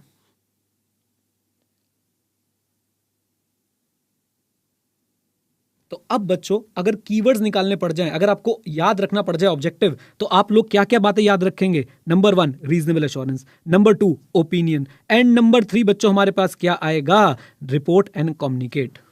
डन? RAORC मेरे साथ, RAORC। बस reasonable assurance, opinion and report and communicate, ये हमारे भाई साहब वो वर्ड्स हैं जो हमें एग्जाम में याद दिलाएंगे। RAORC ऐसे बोल के देखो, याद हो जाएगा, तो तुषार कपूर वाली फीलिंग आएगी। सर हम लोग क्या है, नोट कर लें? बेटा नोट करने का मौका दूंगा, चिंता क्यों कर रहे हो आप लोग, आपको पूरी PDF दूंगा, घर बैठ के जो मर्जी नोट करो। इंसानी दिमाग एक समय पे सिर्फ एक ही काम कर सकता है, या तो पढ़ाई कर सकता है या उसको देख सकता है। अब आप उसको देखोगे तो पढ़ाई कैसे करोगे, इसलिए पढ़ाई करो। यहां पे उसको देखने को रिप्लेस कर दीजिए नोट्स बनाने से। RAORC आ जाओ जी, आ जाओ। सर आप क्या हमें एक क्वेश्चन और दिखा सकते हो? बेटा मैं तुम्हें जान निकाल दूंगा क्वेश्चन दिखा दिखा के। आओ चलें क्वेश्चन देखने, चलें क्वेश्चन देखने, आ जाओ। नेक्स्ट क्वेश्चन में चलते बच्चों। ये लो, ये क्वेश्चन देखना जरा। CAN, ओहो CAN is the auditor of SR Limited. The auditor expresses his opinion on financial statement without ascertaining as to whether financial statement as a whole are free from material statement.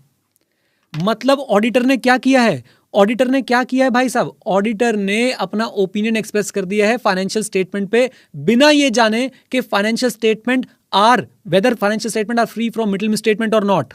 इस प्रकार की बचकाना बातें किसी के गले नहीं उतरती, लोग मजाक उड़ाते हैं। लोग मजाक उड़ाएंगे भाई, आप कैसे ऑडिटर हो, आपने ये देखा ही नहीं whether financial statement as a whole are free from middle statement, और आपने अपना ओपिनियन दे दिया है। In your opinion, whether CAN has complied with the objectives of audit considering the applicability of relevant essay? बताओ बेटा बताओ, आप बताओ, क्या CAN ने ऑब्जेक्टिव से कंप्लाई किया है? जल्दी बोलो हाँ या ना, जल्दी बोलो हाँ या ना। ये ऐसे का मतलब क्या है सर? ये है बेटा सजेस्टेड आंसर, यानी मई 2022 में आपके एग्जाम में 3 नंबर का ये आया था क्वेश्चन। अति दुखी आत्मा डाउट नंबर 1, सर ये तो मई 2022 में पुराना सिलेबस का क्वेश्चन है, अब थोड़ी ना आएगा, अब थोड़ी ना आएगा। कुत्ता पालो बिल्ली पालो, गलत फहमी मत पालो। सच बता रहा हूं, कुत्ता पालो बिल्ली पालो, गलत फहमी बिल्कुल मत पालो बेटा, ये जरूर आएगा जरूर आएगा जरूर आएगा। Is that clear? बोलो हाँ के ना, बोलो, बोल दो। चलो जी चलो चले। अच्छा बच्चों एक बात बताओ, सच सच बताओ, ऐसे मजा आता है पढ़ने में कि नहीं आता है? पहले कॉन्सेप्ट समझ लो, फिर क्वेश्चंस देख लो, बीच में 2-4 मीम भी चला लो। क्या बोलती पब्लिक? आ जाओ आ जाओ आ जाओ आ जाओ बच्चों आ जाओ भाई, हम तो फन करके पढ़ाएंगे, बात खत्म, अपने को यही आता है। हाँ जी आइए वापस चलते हैं बच्चों क्वेश्चन बैंक पे और देखते हैं कि हमारे पास क्या क्या आया हुआ है। अच्छा अभी इनका पेट नहीं भरा। CA Jatin is the auditor of JP Limited. The auditor expresses opinion on financial statement without ascertaining whether financial statement as a whole are free from middle statement. अगला question, explain the overall objective of auditor as contained in essay 200.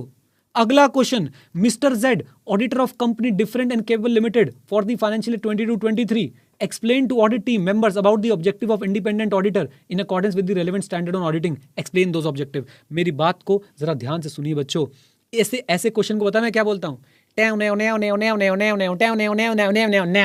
नागिन question है बाबू, ये नागिन question. और meme नहीं बनाएगा कोई इस वीडियो, पहले बता रहा हूं मैं आपको, कहीं तुम मीम निकालने बैठ जाओ बेटा। हाँ जी कौन सा क्वेश्चन है जल्दी बताओ, कौन सा क्वेश्चन है? नागिन रूप बदल बदल के आ रहा है, रूप अच्छाधारी नागिन है। मैं तेरी दुश्मन दुश्मन तू मेरा, ये नागिन हम सपेरा है ना। आ जाओ। तो भाई साहब ये नागिन तो हम सपेरा, हमें पता है भाई साहब क्या आएगा इसके अंदर, देख लो तुम।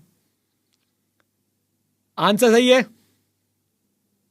आंसर सही है, ये बताओ, लिख लोगे? देखना, एज पर ऐसे 200, और मैं आपको बता रहा हूं बच्चों, नाम और नंबर याद हो जाएंगे। As per SA 200 overall objectives of the independent auditor in conducting an audit of financial statement, the overall objectives of the auditor are this and this. ये दोनों देख लीजिए क्या हमने पढ़े हुए हैं कि नहीं पढ़े हुए हैं। मैं आपको आंसर्स लिखने की भी प्रैक्टिस कराऊंगा बच्चों, चिंता मत करो। मैं आपको बताऊंगा कैसे आप लोगों ने जो है वो बढ़िया बढ़िया आंसर्स लिखने हैं। पहले बताइए यहां तक क्लियर है मामला? जल्दी बोलो। धीरेन भाई बोल रहे हैं नीरज सर आपकी एनर्जी सुपर्ब है। मेरी एनर्जी आप लोगों से फ्लो करती है। मैं जब देखता हूं कि भाई बच्चे मेहनत करना चाहते हैं, कंसिस्टेंटली देख लो, आज क्लास में आप कंसिस्टेंसी देखो बच्चों की जो बनी हुई है, तो मैं कैसे भाई साहब हार मान जाऊं? हाँ जी, क्लैरिटी बताओ जल्दी से मुझे। सर एक आधा क्वेश्चन और दिखा दो। अभी तो सोचो बच्चों, हमारी दूसरी क्लास से पहला टॉपिक चल रहा है अभी, उसी में क्वेश्चंस मैं आपको दिखा रहा हूं इतने सारे। आओ और क्वेश्चन दिखाने ले चलूं, और क्वेश्चन दिखाने ले चलूं, जल्दी बोलो। करेक्ट इनकरेक्ट देखोगे? आ जाओ, करेक्ट इनकरेक्ट दिखाते हैं बच्चों आप लोगों को। सॉरी, एमसीक्यू दिखा देते हैं, एमसीक्यू। ये क्वेश्चन बैंक चल रहा है हमारा बढ़िया वाला एकदम। ये रहे पार्ट 2, करेक्ट इनकरेक्ट देख लो।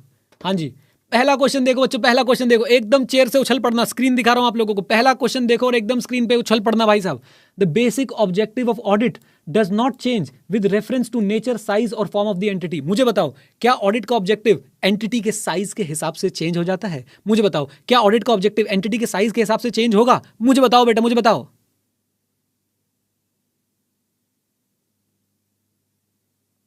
नहीं होता। और वही तो बोल रहे हैं कि basic objective does not change with reference to nature, size और फॉर्म ऑफ एन एंटिटी। याद रखिए मैंने क्या बताया था, साइज डज नॉट मैटर, है ना। कम ऑन, मैंने बोला था ना।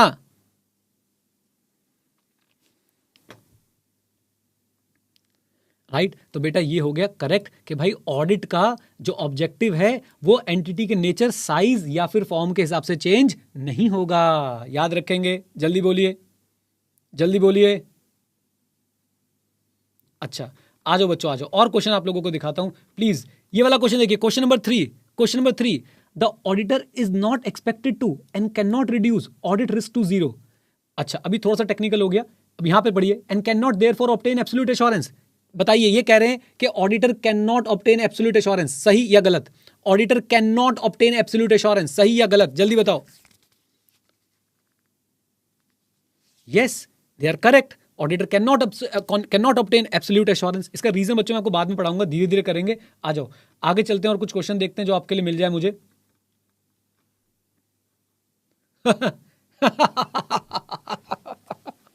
ये देखो, the objective of audit is to obtain absolute assurance and to report on the financial statement. The objective of audit is to obtain absolute assurance and to report on financial statement. आप बताएं correct incorrect, correct incorrect, everyone please जल्दी बताइए, जल्दी बताइए। This is incorrect. Objective क्या है ये लिखा बच्चों, अभी हम पढ़ के आए थे, अभी हम पढ़ के आए थे। ऑब्जेक्टिव क्या है? Obtain reasonable assurance that whether financial statement are free from middle misstatement whether due to fraud और error, and thereby expressing an opinion on whether financial statement are prepared in all middle respect in accordance with the applicable financial reporting framework, and to report on financial statement and communicate as required by SAs. क्या बोलती public? मजा आ रहा है कि नहीं आ रहा है? और आप ये देखो बच्चों, मैंने एक ही टॉपिक से इतने सारे क्वेश्चंस दिखा दिए। मुझे पता है आपकी फीलिंग कैसी चल रही है। ये एक जन्म के हैं, ये एक ही जन्म के हैं बेटा, चिंता मत करो, एक ही टॉपिक के हैं। आ जाओ प्लीज, आइए नेक्स्ट मुद्दे पे चलते हैं बच्चों। क्वेश्चन नंबर 8 देखते हैं, क्वेश्चन नंबर 8 देखते हैं। इधर देखो बेटा, as explain in SA 200 absolute assurance is obtain when the auditor has obtain sufficient appropriate audit evidence to reduce audit risk. मुझे बस ये बता दो, क्या एब्सोल्यूट एश्योरेंस ऑब्टेन कर पाता है ऑडिटर कभी? बस मुझे ये बता दो, आगे वाले वर्ड्स छोड़ दो। क्या एब्सोल्यूट एश्योरेंस ऑब्टेन कर पाता है कभी? नहीं कर पाता है, देयरफॉर इट इज इनकरेक्ट। अगला क्वेश्चन देखो बेटा, नागिन क्वेश्चन, नागिन question. Question number 9, misstatement in the financial statement can arise from fraud only. बोलो बोलो बोलो, अभी टॉपिक पढ़ा है, मुझे बताओ, क्या मिसस्टेटमेंट सिर्फ फ्रॉड की वजह से हो सकते हैं? क्या मिसस्टेटमेंट सिर्फ फ्रॉड की वजह से हो सकते हैं? नहीं बेटा, मिसस्टेटमेंट जो 2 कारणों से हो सकती है। कौन कौन से वो 2 कारण है? फ्रॉड और एरर। और फ्रॉड इंटेंशनल है, एरर अनइंटेंशनल है। क्या बोलती पब्लिक? कम ऑन, ये मेरे बनाए हुए क्वेश्चन नहीं है। मॉक टेस्ट पेपर 1 मई 2018, मॉक टेस्ट पेपर 1 नवंबर 2018, मॉक टेस्ट पेपर 2 नवंबर 2018, सजेस्टेड आंसर जुलाई 2021, सजेस्टेड आंसर जुलाई 2021। सोचो बच्चों सोचो, मजा आ रहा है कि नहीं, जल्दी बोलो। तो miss statement in financial statement भाई साहब सिर्फ फ्रॉड की वजह से नहीं, फ्रॉड की वजह से भी और एरर की वजह से भी हो सकते हैं। Is that clear? जल्दी बोलो। अच्छा जी, चलिए आगे चलते हैं और देखने की कोशिश करते हैं कुछ और क्वेश्चंस बच्चों जो हमने अभी कवर कर सकते हैं। जो हम लोग ये सारे करेक्ट इनकरेक्ट आपको एक जगह पे लिख के मिल जाएंगे। पार्ट 3 आ गया, multiple choice question. Multiple choice question देखते हैं बच्चों, जरा देखिएगा प्लीज प्लीज, जरा देखते हैं। कोई एक आधा क्वेश्चन कराता हूं कुछ जल्दी से। लो भाई लो। Which of the following is true about standards on auditing? They deal with voluntary responsibility of auditor. आप लोग बताना। They deal with mandatory responsibility of auditor. Their sole purpose is to help government authorities. These deal mainly in carrying out audit according to legal provisions. क्या लगता है बच्चों, standards on auditing किससे deal करते हैं? जल्दी बोलो जल्दी बोलो जल्दी बोलो, क्या बोलती public? Answer is B. they deal with mandatory responsibilities of the auditor. के ऑडिटर ने मैंडेटरली क्या क्या चीजें जो है वो करनी है। Is that clear? बोलिए बोलो बोलो, मजा आ रहा है कि नहीं मुझे बताते जाओ बेटा, साथ साथ एंजॉय कर रहे हो कि नहीं कर रहे हो ये बताओ। Full on enjoyment. और पढ़ाई देखो क्या बढ़िया तरीके से हो रही है आप लोगों की। आ जाओ जरा चलते हैं बच्चों और देखने की कोशिश करते हैं हमारे पास और क्या क्या चीजें हैं। आइए क्वेश्चन नंबर 6 जल्दी से। As explained in essay 200, objectives of the independent auditor and conduct of an audit in accordance with essay dash is obtained when the auditor has obtained sufficient audit evidence to reduce the audit risk. थोड़ा सा आपके लिए tough होगा, but क्या obtain करता है auditor? Absolute, limited, reasonable और absolute. चलिए बताइए। सिंपल क्वेश्चन बच्चों, कर पाएंगे? Answer is auditor obtains reasonable assurance. Confidence आ रहा है? जल्दी बोलिए, कॉन्फिडेंस आ रहा है कि नहीं? अभी तो एक ही टॉपिक पढ़ा है। आ जाओ, ऐसे ही सोचो हमारा पढ़ाने का तरीका क्या रहेगा। हम पढ़ेंगे टॉपिक पोस्टमार्टम तरीके से, चीर फाड़ मचा देंगे, एक एक शब्द का मतलब समझेंगे, हम रट लेंगे उसको भाई साहब। कैसे? चतुर की तरह। The objective of the auditor is to obtain reasonable assurance that whether financial statements are free from material misstatement, whether due to fraud and error, and thereby enabling the auditor to express an opinion that whether financial statements are prepared in all material respect as per applicable financial reporting framework, and then report and communicate. रट लेंगे समझने के बाद, और रटने के बाद समझने के बाद हम देखेंगे कि हमने जो पोस्टमार्टम किया है, हमने जो रट्टा मारा है, क्या वो किसी काम का भी है? क्या वो किसी काम का भी है? क्वेश्चंस करके पता चलेगा बच्चों काम का है कि नहीं। Is that clear? Is that clear? बोलिए, आ जाइए मेरे साथ बच्चों, मेरे साथ क्वेश्चंस करके पता चलेगा कि हमने जो पढ़ा है वो काम का है कि नहीं। सिर्फ और सिर्फ मैं आपको बता रहा हूं होता क्या है बच्चों। मैं पूरी क्लास में बोल बोल के आपको बहुत सारी बातें बता सकता हूं, फिर पता क्या बोलूंगा? अरे घर जाके रीड कर लेना, ये वाला टॉपिक रीड कर लेना। और भाई तुम शायद क्लास में बहुत खुश होंगे, भाई क्या बात बताई मास्टर जी ने, लेकिन भाई साहब पेपर में पता क्या होगा? पेपर में अंदर से आ जाएगी बीप, क्या लिखूं मैं? आइए प्लीज। तो as per SA 200 overall objectives of an independent auditor, ये हमने पढ़ लिया था, एक बार दोबारा लिख लेते हैं। In conducting an audit the overall objectives क्या है भाई बताओ? Obtain reasonable assurance, report on financial statement both A and B to obtain absolute assurance. आओ जी आओ, बताओ बेटा बताओ, क्या है इसमें से? Reasonable assurance, report on financial statement both A and B to obtain absolute assurance. मेरे हिसाब से आंसर इज सी, क्योंकि रीजनेबल एश्योरेंस भी ऑब्टेन करनी होती है और फाइनेंशियल स्टेटमेंट पे रिपोर्ट भी करना होता है।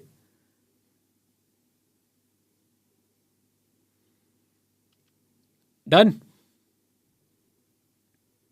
लीजिए ये वाला क्वेश्चन देख के तो बच्चों आपको हंसी आ जाएगी। ये सच में आपको देख के हंसी आ जाएगी। पहले एक मीम चला देते हैं इसके लिए। ये का बवासीर बना दिया हो।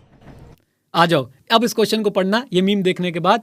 The auditor of delicious sweets limited was of the opinion that objective of the audit of the financial statement of a company is to provide reasonable assurance that financial statement of the company are free from misstatement. Which type of misstatement are mentioned by auditor? कौन सी misstatement बता? Simple, material, easy, component, बताना जरा।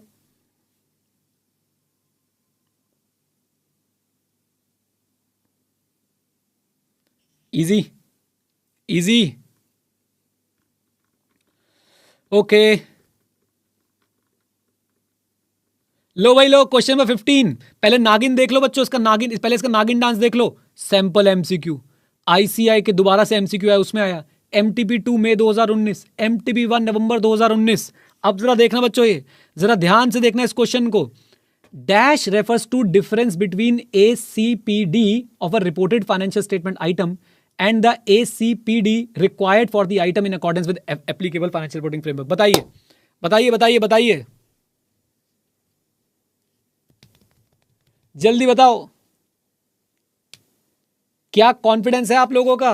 क्या है, किस चीज की डेफिनेशन पूछ ली है आपसे? किस चीज की डेफिनेशन पूछ ली आपसे? मिसस्टेटमेंट की डेफिनेशन पूछ ली बाबू।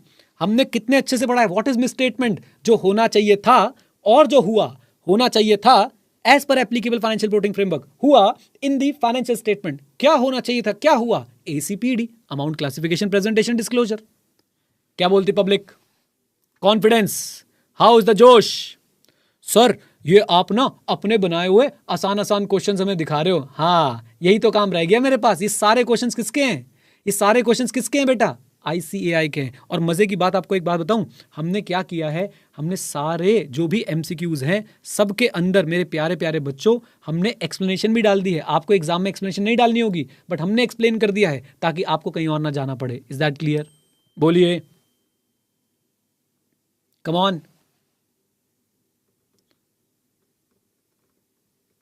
चलिए जी, उसके बाद हमारे पास क्या है, कोई क्वेश्चन नहीं? चलो आज के लिए हम लोग इतने ही क्वेश्चंस देखते हैं। पहले बताइए, क्लास का फीडबैक मुझे देते जाइए जरा चैट बॉक्स में, और क्लास खत्म होने के बाद प्लीज़ एक बार जो है आप लोग हमें वहाँ पे भी फीडबैक दे दीजिएगा, ताकि हम लोग जो है भाई थोड़ा सा खुश हो जाएं, देख लें, जान लें कि क्या क्या चल रहा है, क्या क्या नहीं चल रहा है। बताओ, ज़रूर ज़रूर ज़रूर क्लास का हमें फीडबैक दीजिएगा कमेंट बॉक्स में जाके क्लास की। अब हम लोग क्या करने वाले हैं बताइए। आज की क्लास एक एक कॉन्सेप्ट हमने पढ़ाई, कुछ नहीं, हमने सिर्फ ऑब्जेक्टिव पढ़ा है बच्चों आज, लेकिन ऑब्जेक्टिव में आपको क्लैरिटी आई है पूरी पूरी?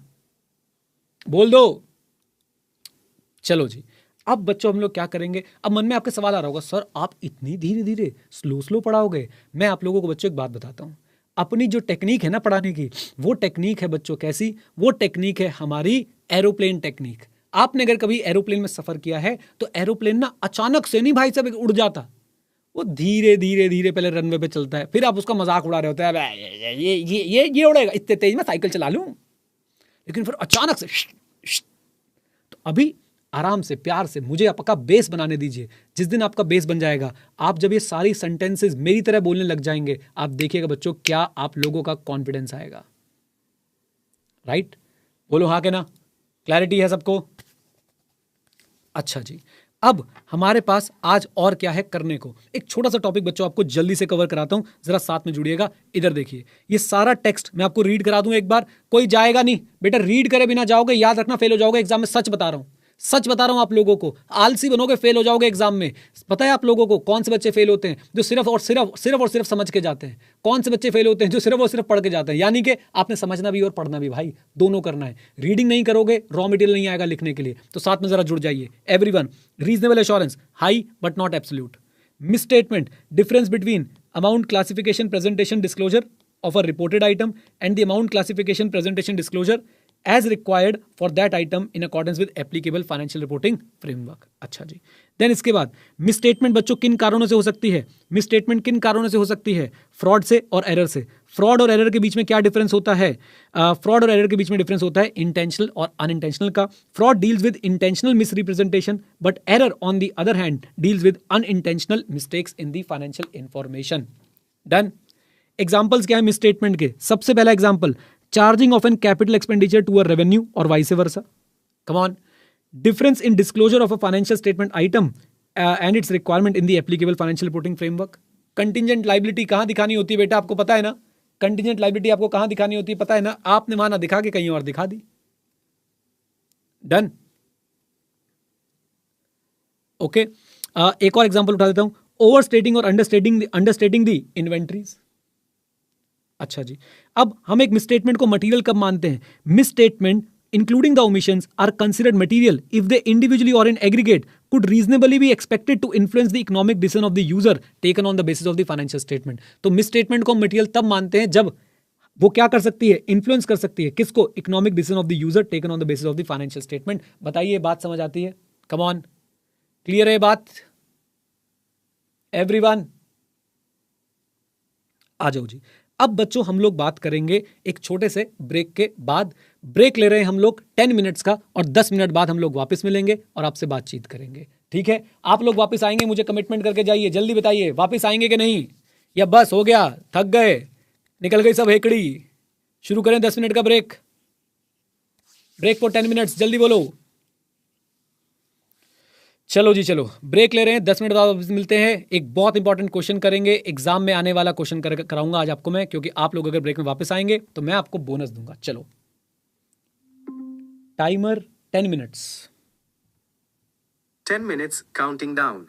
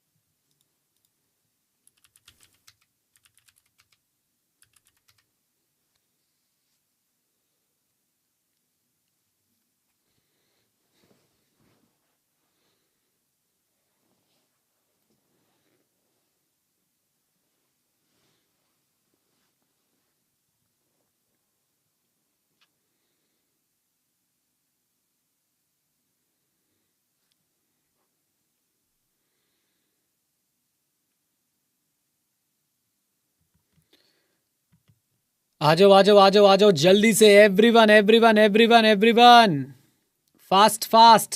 आ गए हो तो चैट में यस लिख दो। आफ्टर द ब्रेक स्वागत है आप लोगों का फिर से, फोड़ेंगे बहुत बढ़िया तरीके से। आ जाओ जल्दी से। Welcome back welcome back welcome back. चलो जी, तो हम लोग बच्चों अब हम क्या पढ़ने वाले हैं, अब हम लोग एक बहुत इंपॉर्टेंट टॉपिक कवर करेंगे जो आपको पूरे जीवन जो है वो अपने ऑडिटिंग की लाइफ में याद रखना है। और हम लोग पढ़ने वाले हैं टाइप्स ऑफ ओपिनियन, यानी ऑडिटर कितने प्रकार के जो है वो ओपिनियन देता है, ऑडिटर कितने प्रकार के जो है वो ओपिनियन देता है। आ जाओ प्लीज प्लीज प्लीज, जरा साथ दीजिएगा बच्चों, जरा साथ दीजिएगा मेरे प्यारे प्यारे प्यारे प्यारे राज दुलारे बच्चों। इधर देखो बेटा, इधर देखो। याद है आपको ऑडिटर का ऑब्जेक्टिव क्या था? रीजनेबल एश्योरेंस ऑब्टेन करना, ओपिनियन देना, रिपोर्ट करना और कम्युनिकेट करना। RAORC, come on, RAORC, reasonable assurance लेना, ओपिनियन देना और रिपोर्ट और कम्युनिकेट करना। मैं आपको बताने वाला हूं टाइप्स ऑफ ओपिनियन, कितने प्रकार के जो हैं वो ओपिनियन होते हैं ऑडिट में। और याद रखिए बच्चों, आपको शायद ये सारी बातें ICAI के चैप्टर 1 में नहीं मिलेंगी, आपको शायद ये सारी बातें ICAI के चैप्टर 1 में नहीं मिलेंगी, लेकिन हम लोग ये बेसिक्स में पढ़ के चलते हैं, क्योंकि ऑलमोस्ट आप लोग देखेंगे कि ओपिनियन वर्ड कम से कम नहीं तो 1000 बार यूज होगा आपके स्टडी मैट के अंदर। तो हमें पहले से ही इस पे चाहिए क्लैरिटी। क्या बोलती पब्लिक, क्या बोलती पब्लिक? आ जाओ। तो बहुत सिंपल सी बात है बच्चों, ओपिनियन जो है हमारे पास हो सकते हैं मेजरली दो प्रकार के। एक होता है हमारे पास अनमॉडिफाइड ओपिनियन, मेरे साथ साथ सर ये चार्ट हमें दे दो। हाँ बेटा दूंगा, चिंता मत करो। अनमॉडिफाइड ओपिनियन, ये अनमॉडिफाइड ओपिनियन को हम लोग एक नाम से और बुलाते हैं, वो है क्लीन ओपिनियन। अब ये क्लीन ओपिनियन हम लोग कब देते हैं? इधर देखिए प्लीज, ये क्लीन ओपिनियन हम लोग कब देते हैं? बहुत सिंपल सी बात है बेटा, जब financial statements are free from material misstatement, ऐसा हमारे पास रीजनेबल एश्योरेंस आ जाएगा। और जब हमें पता चल जाएगा कि financial statement are prepared as per applicable financial reporting framework, तो हम कौन सा ओपिनियन देंगे?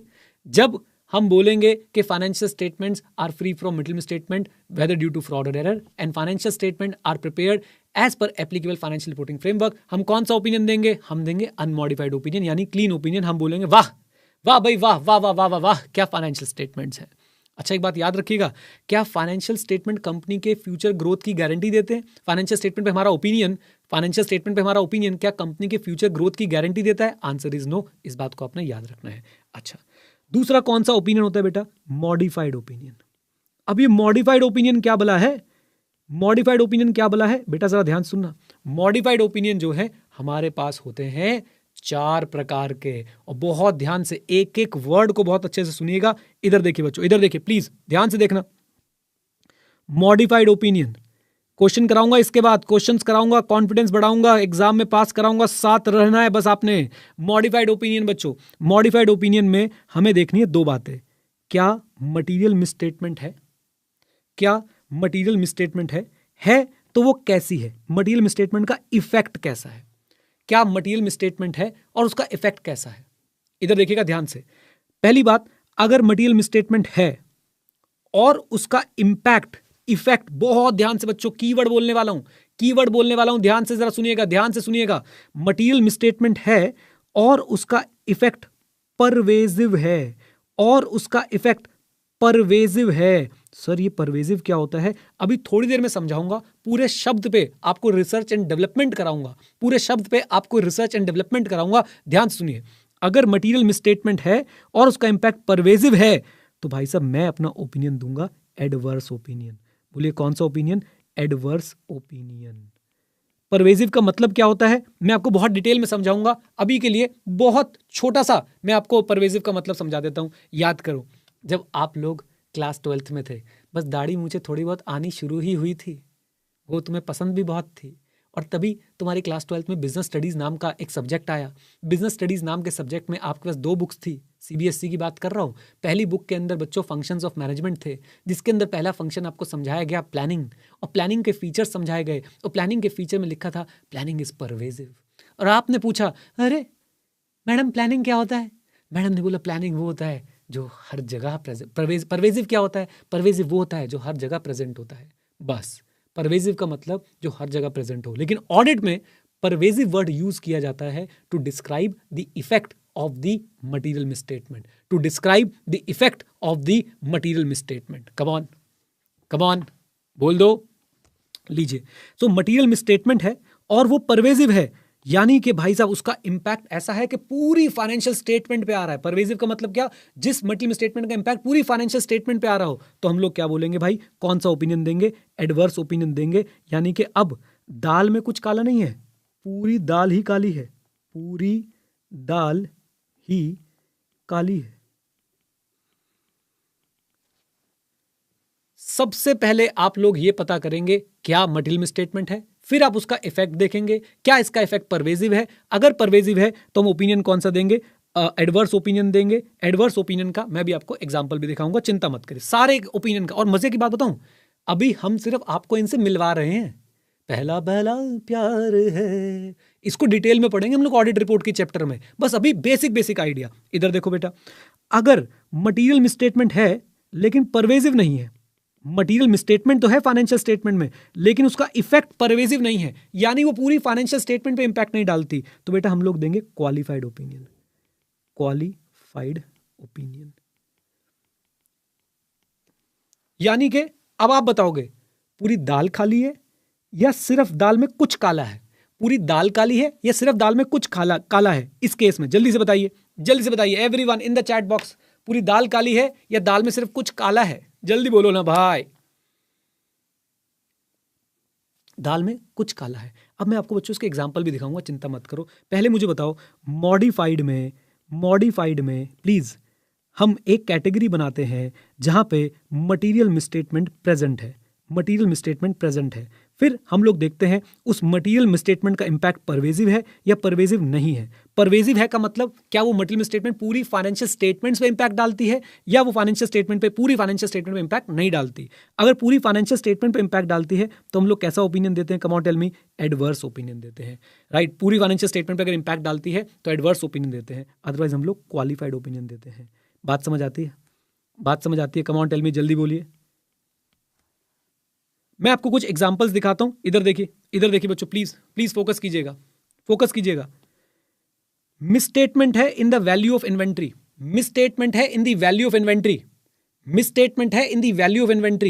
और इन्वेंट्री मटीरियल मिसस्टेटमेंट है in the value of inventory, और सिर्फ इन्वेंट्री जो है वो पूरी फाइनेंशियल स्टेटमेंट पे इंपैक्ट नहीं डाल रही है। इन्वेंट्री का अमाउंट मटीरियल है लेकिन फिर भी फाइनेंशियल स्टेटमेंट को अगर मैं ध्यान से देखूं तो फाइनेंशियल स्टेटमेंट पे पूरा इंपैक्ट नहीं डाल रहा है। बताइए कौन सा ओपिनियन देंगे आप, बताइए। मिसस्टेटमेंट है in the value of inventory लेकिन पूरी फाइनेंशियल स्टेटमेंट पे उसका इंपैक्ट नहीं जा रहा है, कौन सा ओपिनियन देना चाहते हैं? Come on everyone in the chat box, जल्दी। बहुत बढ़िया, हम लोग देंगे क्वालिफाइड ओपिनियन। और यही बच्चों, अगर वो इन्वेंट्री आपकी फाइनेंशियल स्टेटमेंट का सब्सटैंशियल प्रोपोर्शन रिप्रेजेंट करती हो, फाइनेंशियल स्टेटमेंट बैलेंस शीट का साइज है 10 करोड़, इन्वेंट्री है 7 करोड़ और उसके अंदर गलती हो रखी है, क्या बोलती पब्लिक? अब हम क्या देने वाले हैं? Adverse opinion. हम लोग क्या देने वाले हैं? Adverse opinion. बात समझ आती है? कम ऑन, एक और एग्जांपल बच्चों, इधर देखो। कंसोलिडेटेड फाइनेंशियल स्टेटमेंट मटीरियली मिसस्टेटेड है क्योंकि आपने अभी तक अपनी सब्सिडरी को कंसोलिडेट नहीं किया। थोड़ा सा टेक्निकल है ये, बट आपको पता है सब्सिडरी होती है तो हमें उसके अकाउंट्स अपने साथ मिला के जो अपने अकाउंट्स बनाने होते हैं। कंसोलिडेटेड फाइनेंशियल स्टेटमेंट को हम मटीरियली मिसस्टेटेड मान रहे हैं क्योंकि हमने सब्सिडरी को अभी तक कंसोलिडेट नहीं किया है। मुझे बताइए इसका इंपैक्ट आपको कैसा लग रहा है? जो आप बोलेंगे मैं मान जाऊंगा, परवेजिव और नॉन परवेजिव। इंपैक्ट आप बोलेंगे मैं मान जाऊंगा, परवेजिव नॉन परवेजिव। जल्दी बोलिए, पहले इंपैक्ट बताइए, pervasive non pervasive. Come on guys, इसका इंपैक्ट है बच्चों परवेजिव, और जब इंपैक्ट है परवेजिव तो ओपिनियन कौन सा आएगा? जल्दी बोलो। वेरी गुड, वापस आ गए तुम लोग जोश में, शाबाश। ओपिनियन कौन सा आएगा? Come on tell me. Opinion adverse opinion आएगा। बोलो बेटा, कौन सा ओपिनियन आएगा? एडवर्स ओपिनियन आएगा। Is that clear? बोलिए फिर से बच्चों। मेरे पास ओपिनियन मॉडिफाइड में कितने प्रकार के हो सकते हैं? पहला प्रकार जहां पे मटेरियल मिसस्टेटमेंट है, फिर मैं उस मटेरियल मिसस्टेटमेंट को जज करता हूं कि वो मटेरियल मिसस्टेटमेंट का इंपैक्ट परवेजिव है या परवेजिव नहीं है। अगर मटेरियल मिसस्टेटमेंट का इंपैक्ट परवेजिव है तो भाई साहब हम लोग एडवर्स ओपिनियन देंगे। अगर मटेरियल मिसस्टेटमेंट का इंपैक्ट परवेजिव नहीं है तो हम लोग क्वालिफाइड ओपिनियन देंगे। Is that clear? बोलिए बोलिए, आ जाओ। अब दूसरी प्रॉब्लम क्या हो सकती है बच्चों? इधर देखो, आपको याद है एश्योरेंस एंगेजमेंट में प्रैक्टिशनर सब्जेक्ट मैटर को सूटेबल क्राइटेरिया के अगेंस्ट चेक करता है और एविडेंस ऑब्टेन करता है। मेरी बात को ध्यान से सुनिएगा। एश्योरेंस एंगेजमेंट्स में प्रैक्टिशनर सब्जेक्ट मैटर को सूटेबल क्राइटेरिया के अगेंस्ट चेक करता है और एविडेंस ऑब्टेन करता है। ऑडिट में ऑडिटर फाइनेंशियल स्टेटमेंट को एफआरएफ के हिसाब से चेक करता है और एविडेंस ऑब्टेन करता है। लेकिन अगर एविडेंस ही नहीं मिल रहे तो क्या होगा? सेकंड कैटेगरी, हमारे पास जो सेकंड कैटेगरी आती है बच्चों मॉडिफिकेशन की, वो कब आती है? When evidence is not there, evidence is not there, evidence is not obtained. Evidence obtain ही नहीं कर पा रहे हैं, बल्कि मेरे को ऐसे लिखना चाहिए when not able to obtain evidence, audit evidence, when not able to obtain audit evidence, audit evidence. जब आप ऑडिट एविडेंस ऑब्टेन नहीं कर पा रहे हैं, इसके आगे दो वर्ड लगा रहा हूं, सफिशिएंट एप्रोप्रिएट। ये मैं आपको बाद में समझाऊंगा, सफिशिएंट एप्रोप्रिएट एविडेंस वाले चैप्टर में। अभी के लिए आप नहीं, क्या नहीं कर पा रहे हैं? When you are not able to obtain sufficient appropriate audit evidence, तो क्या हो सकता है? हम फिर चेक करेंगे क्या इस एविडेंस ना ऑब्टेन करने का इंपैक्ट परवेजिव है या नॉट परवेजिव है, परवेजिव है या नॉट परवेजिव है। जरा ध्यान से बच्चों, जब एविडेंस ना ऑब्टेन कर पाने का इंपैक्ट परवेजिव होगा, जब एविडेंस ना ऑब्टेन कर पाने का इंपैक्ट परवेजिव होगा, तो बेटा हम कौन सा ओपिनियन देंगे? तो हम जो ओपिनियन देने वाले हैं हम उसे बोलते हैं डिस्क्लेमर। बोलिए क्या होगा, जल्दी बताइए। डिस्क्लेमर। मेरे साथ क्या होगा? Disclaimer, right. और जब इंपैक्ट परवेजिव नहीं होगा तो यहां पे भी हम लोग जो है वो क्या दे देते हैं? क्वालिफाइड। कि एक चीज को छोड़ के मैं बाकी सारे एविडेंस मिल रहे हैं, यानी दाल में कुछ काला है इसलिए क्वालिफाइड, राइट। और जब पूरी दाल ही काली है, हमें एविडेंस मिल ही नहीं रहा है और उसका इंपैक्ट परवेजिव है, तो बेटा हम कौन सा ओपिनियन दे देते हैं? कम ऑन टेल मी, जल्दी बोलिए। डिस्क्लेमर दे देते हैं। बोलिए क्या दे देते हैं? डिस्क्लेमर। आइए मैं आप लोगों को इसके भी एग्जांपल्स दिखाता हूं और फिर आपको इंडिया की फेवरेट कंपनी की एनुअल रिपोर्ट में लेके चलेंगे और दिखाएंगे कि कैसे ओपिनियन की लैंग्वेज होती है। क्वालिफाइड ओपिनियन आपको दिखाऊंगा एकदम फ्रेश। इधर देखो, the auditor was unable to obtain sufficient appropriate audit evidence. पहली लाइन लिखी है कि ऑडिटर एप्रोप्रिएट एविडेंस ऑब्टेन नहीं कर पा रहा। मुझे बताओ कहां जाओगे? मुझे बताओ इन दोनों गेट्स में से आप कहां जाओगे? 1 में या 2 में?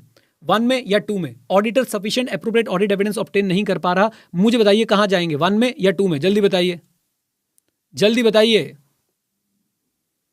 वेरी गुड, 2 में जाएंगे। आगे पढ़ते हैं। ओके ठीक है जी। Auditor was unable to obtain sufficient appropriate audit evidence regarding an investment in foreign associates, और सीधा बता रखा है आपको क्वेश्चन में कि इसका इंपैक्ट परवेजिव नहीं है। ये ऑडिटर का खुद का जजमेंट है। ऑडिटर ने जजमेंट दी है कि भाई, ऑडिटर ने अपना थॉट लगाया और उसने देखा कि ठीक है, अभी हम लोगों ने एक फॉरेन एसोसिएट में इन्वेस्टमेंट करी थी, हम लोग उसके लिए एविडेंस ऑब्टेन नहीं कर पा रहे, लेकिन इसका इंपैक्ट परवेजिव नहीं है। अब बताइए, अब आप 2A में जाएंगे या 2B में जाएंगे? आप बताइए ओपिनियन क्या देंगे? 2A या 2B? जल्दी बोलो, 2A या 2B? Come on. हम लोग देंगे क्वालिफाइड ओपिनियन। दैट इज दुष्टो, सही आंसर दे लो नलायको। हाँ, 2B के अंदर जाएंगे ना बेटा, क्योंकि इंपैक्ट परवेजिव नहीं है। Is that clear? Is that clear everyone? जल्दी बोलो, पक्का पक्का।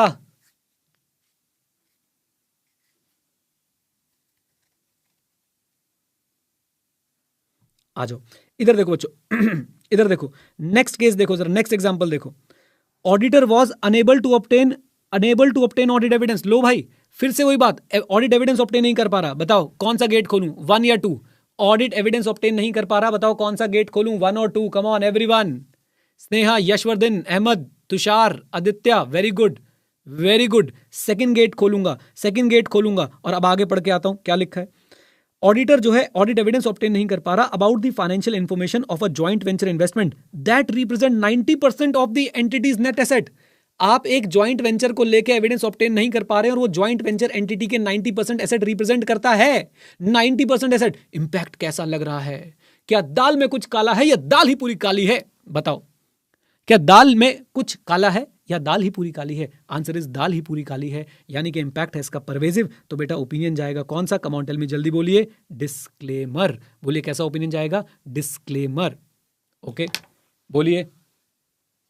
क्या आपको टाइप्स ऑफ ओपिनियन समझ में आते हैं? क्या आपको टाइप्स ऑफ ओपिनियन समझ आते हैं? Come on tell me. Quickly एक बार और चार्ट बना दूं आप लोगों के लिए। यस सर, एक बार और चार्ट बना दीजिए, मजा आ रहा है। ये लो बेटा, तो सबसे पहले मैं बात करता हूं ऑडिटर कितने प्रकार के जो है वो ओपिनियन दे सकता है। ऑडिटर दे सकता है या तो क्लीन ओपिनियन या फिर मॉडिफाइड ओपिनियन। कौन सा? Modified opinion. क्लीन को हम लोग एक नाम से और जानते हैं, अनमॉडिफाइड ओपिनियन। Unmodified opinion. और मॉडिफाइड में बच्चों हमें पता है कि भाई साहब कितनी घटनाएं घट सकती हैं। मॉडिफाइड में जो है वो घट सकती हैं कुल मिला के 4 घटनाएं। मेरे साथ साथ है ना, 4 घटनाएं। कौन कौन सी घटनाएं? सबसे पहले मटीरियल मिसस्टेटमेंट है, एमएमएस है। अब एमएमएस होने के बाद जो है फिर 2 घटनाएं घट सकती हैं। कौन सी घटनाएं बेटा? अब उसका इंपैक्ट हम लोग देखते हैं कि भाई परवेजिव है और नॉट परवेजिव है। अगर परवेजिव है बेटा, अगर परवेजिव है तो एडवर्स ओपिनियन, अगर नॉट परवेजिव है तो qualified opinion. Is that clear? बोलिए। अच्छा, ऐसे ही बच्चों, प्यारे प्यारे राज दुलारे बच्चों, हमारा सेकंड पार्ट भी जो है यहाँ पे बन सकता है। थोड़ी जगह की कमी है बट कोई बात नहीं, खींच देंगे, टेंशन की बात नहीं है बच्चों, किसी ना किसी तरह बना ही देंगे। यहाँ पे हम लोग देखते हैं क्या? यहाँ पे हम लोग देखते हैं कि हम लोग सफिशिएंट एप्रोप्रिएट एविडेंस ऑब्टेन करने के लायक नहीं है। तो हमारे पास 2 बातें हो सकती हैं, इसका इम्पैक्ट परवेजिव है या परवेजिव नहीं है। जब परवेजिव है तो बेटा हम लोग देते हैं डिस्क्लेमर। कम ऑन, क्या देते हैं जल्दी बताओ? डिस्क्लेमर। और जब परवेजिव नहीं है तो हम लोग देते हैं यहाँ पे भी qualified. Is that clear? Is that clear to everyone? Come on, जल्दी बोलो। अब मेरी बात को सुनिए, मैं आपको क्वालिफाइड का एक बेसिक मतलब समझाऊं कि भाई इस चीज को छोड़ के बाकी सब चीजें ठीक है, इस चीज को छोड़ के बाकी सब चीजें ठीक है। चलिए अब मैं आपको ले चलता हूं बच्चों इंटरनेट की दुनिया में और आपको दिखाते हैं कुछ नया। अडानी, लो भाई लो, मैंने सर्च किया है Adani enterprise annual report. Adani enterprise की एनुअल रिपोर्ट सर्च कर रहा हूं, साथ में जरा देखिएगा everyone, please please please please please. जानते हैं ना आप लोग अडानी को? ये लीजिए, मैं अडानी जी की वेबसाइट पे जाता हूं, मैं अडानी जी की वेबसाइट पे जाता हूं। और सीधा पीडीएफ दिखा रहे हो? अभी देखेंगे, पीडीएफ भी देखेंगे, तुम्हारी चिंता मत करो। तो आप किसी की भी वेबसाइट पे जाएं बच्चों, वहां से आप लोग जो है वो एनुअल रिपोर्ट्स वगैरह डाउनलोड कर सकते हैं। इन्वेस्टर सेक्शन में आप लोग जाएंगे, ये देखिए ये इन्वेस्टर सेक्शन है, ये इन्वेस्टर डाउनलोड सेक्शन है। आप इन्वेस्टर डाउनलोड सेक्शन में जाएंगे, जनरली आपको सारी कंपनी में यहीं पे जो है सब कुछ मिल जाएगा। आ जा भाई, इन्वेस्टर डाउनलोड। और यहाँ पे आप देखिए फाइनेंशियल स्टेटमेंट्स हैं, रिजल्ट्स एंड प्रेजेंटेशन हैं, अर्निंग कॉल्स हैं, और यहाँ पे आपको सब्सिडीज की सारी चीज़ें मिल जाएगी। और ये रही हमारे काम की चीज़, एनुअल रिपोर्ट। एनुअल रिपोर्ट हम लोग देखने वाले हैं कब की? फाइनेंशियल ईयर 23 की बच्चों। कुछ नहीं, बस 536 पेज की है। जरा ध्यान से देखिएगा बच्चों इसके अंदर क्या है, ध्यान से देखिएगा इसके अंदर क्या है। मैं इसके अंदर सर्च करता हूं, ये लो भाई, मैंने एक कीवर्ड सर्च कर लिया था। अब हम आ गए हैं ऑडिट रिपोर्ट पे। जरा इधर देखिए, independent auditor report, report on audit of stand alone financial statement. और देखिए कौन सा ओपिनियन आया हुआ है, कौन सा ओपिनियन आया हुआ है जनता, कौन सा ओपिनियन आया है अडानी जी की रिपोर्ट पे? जरा मुझे चैट में बताइए, जल्दी से बताइए। क्वालिफाइड। इसका मतलब अब 2 बातें हो सकती हैं, या तो भाई साहब मटेरियल मिसस्टेटमेंट है, परवेजिव नहीं है, या फिर ऑडिटर को किसी बात के लिए सफिशिएंट एप्रोप्रिएट ऑडिट एविडेंस नहीं मिला है, परवेजिव नहीं है उसका इंपैक्ट। या पक्का गड़बड़ तो है, गड़बड़ तो है। क्या बोलती पब्लिक? और कौन सी गड़बड़ हमें पता है, परवेजिव नहीं है। आइए पढ़ते हैं, जरा पढ़ते हैं बच्चों क्या लिखा है। We have audited the stand alone financial statement of Adani enterprise limited, which comprise of standalone balance sheet as at 31st March 2023, standalone statement of financial statement, standalone statement of cash flow, and standalone statement of change in equity for the year ended, and a summary of significant accounting policy, notes forming part of financial statement and other explanatory information. जरा देखिए, in our opinion and to the best of our information and according to the explanation given to us, except, ये देखिए, ये language देखिए बच्चों, qualified opinion में हमेशा आपको एक्सेप्ट लिखा हुआ मिलेगा कि भाई साहब सब कुछ ठीक है, सब कुछ ठीक है, एक्सेप्ट। क्या except? Except for the effect of matter described in basis for qualified opinion. हमने क्वालिफाइड ओपिनियन का एक सेक्शन बनाया है, उसमें मैटर लिख दिया है, उसमें मैटर लिख दिया है, कम ऑन, उसमें मैटर लिख दिया है। उसको छोड़ के आपकी जो फाइनेंशियल स्टेटमेंट है वो कैसी है? ट्रू एंड फेयर व्यू दे रही है। क्या आपको क्वालिफाइड ओपिनियन समझ आता है? कि उसको छोड़ के except that matter which we have described in the basis for qualified opinion section, financial statement give true and fair view. Is that clear? बोलिए। और वो कहां लिखा है मैटर? वो यहां पे लिखा है, देखो, basis for qualified opinion as described in note 59, यानी नोट 59 में कुछ लिखा है भाई साहब, of the accompanying financial statement, management has represented to us that Adani Group has performed an internal assessment and obtained an independent assessment from a law firm. However, pending completion of proceeding before the Honorable Supreme Court and investigation by regulator, we are unable to comment. We are unable to comment. Evidence नहीं है भाई. We are unable to comment on the possible consequential effects thereof. Evidence नहीं है. Is that clear? Come on. Qualified का मतलब समझ में आया? एक्सेप्ट. हाँ जी, एक्सेप्ट, एक्सेप्ट, एक्सेप्ट, एक्सेप्ट. क्या ये वर्ड याद रख सकते हैं? और ये कैसा वाला क्वालिफाइड लग रहा है कि मटेरियल मिसस्टेटमेंट है या सफिशिएंट एप्रोप्रिएट ऑडिट एविडेंस नहीं है? जल्दी बताइए. यहां पे सफिशिएंट एप्रोप्रिएट ऑडिट एविडेंस नहीं है. Is that clear? बोलिए. और बच्चों, अब आपको मैं एक इन्वेस्टिंग लेसन भी दे दूं. क्या कायदे से लोगों को ऐसी कंपनीज के अंदर इन्वेस्ट करना चाहिए जिसकी ऑडिट रिपोर्ट में क्वालिफाइड ओपिनियन आया हुआ है? अगर आप स्टॉक मार्केट में इन्वेस्ट करना चाहते हैं तो बेटा आप लोगों को जो है वो फंडामेंटल एनालिसिस सिखाया जाता है. फंडामेंटल एनालिसिस में क्वालिटेटिव और क्वांटिटेटिव एनालिसिस किया जाता है. क्वालिटेटिव एनालिसिस में हम लोग जानते हैं कि भाई कंपनी की मैनेजमेंट कैसी है, कंपनी की नीयत कैसी है, कंपनी की प्रैक्टिसेस कैसी हैं. और क्वांटिटेटिव एनालिसिस में हम कंपनी के रेशियोज कैलकुलेट करते हैं, कंपनी की एनुअल रिपोर्ट पढ़ रहे होते हैं, ऑडिट रिपोर्ट पढ़ रहे होते हैं. हाँ जी, डन. बात समझ आती है यहां तक? जल्दी बोलिए. क्वालिफाइड का मतलब समझ में आ गया? पक्का? Types of opinion. कोई पूछ ले रहा चलते हुए कि भाई ऑडिटर किस किस प्रकार के ओपिनियन दे सकता है, क्या उसे समझा सकते हो? जल्दी बोलो. हाँ जी, कौन कौन से ओपिनियन? अब तो आ जाओ जल्दी से.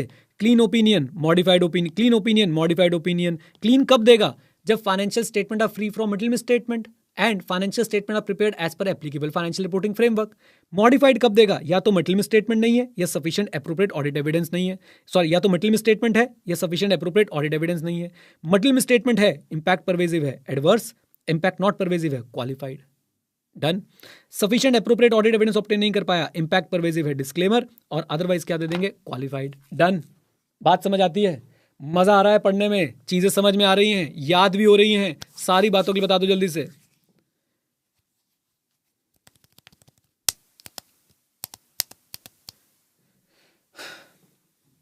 चलिए, आपको अडानी कंपनी के बारे में एक बात और बताऊं.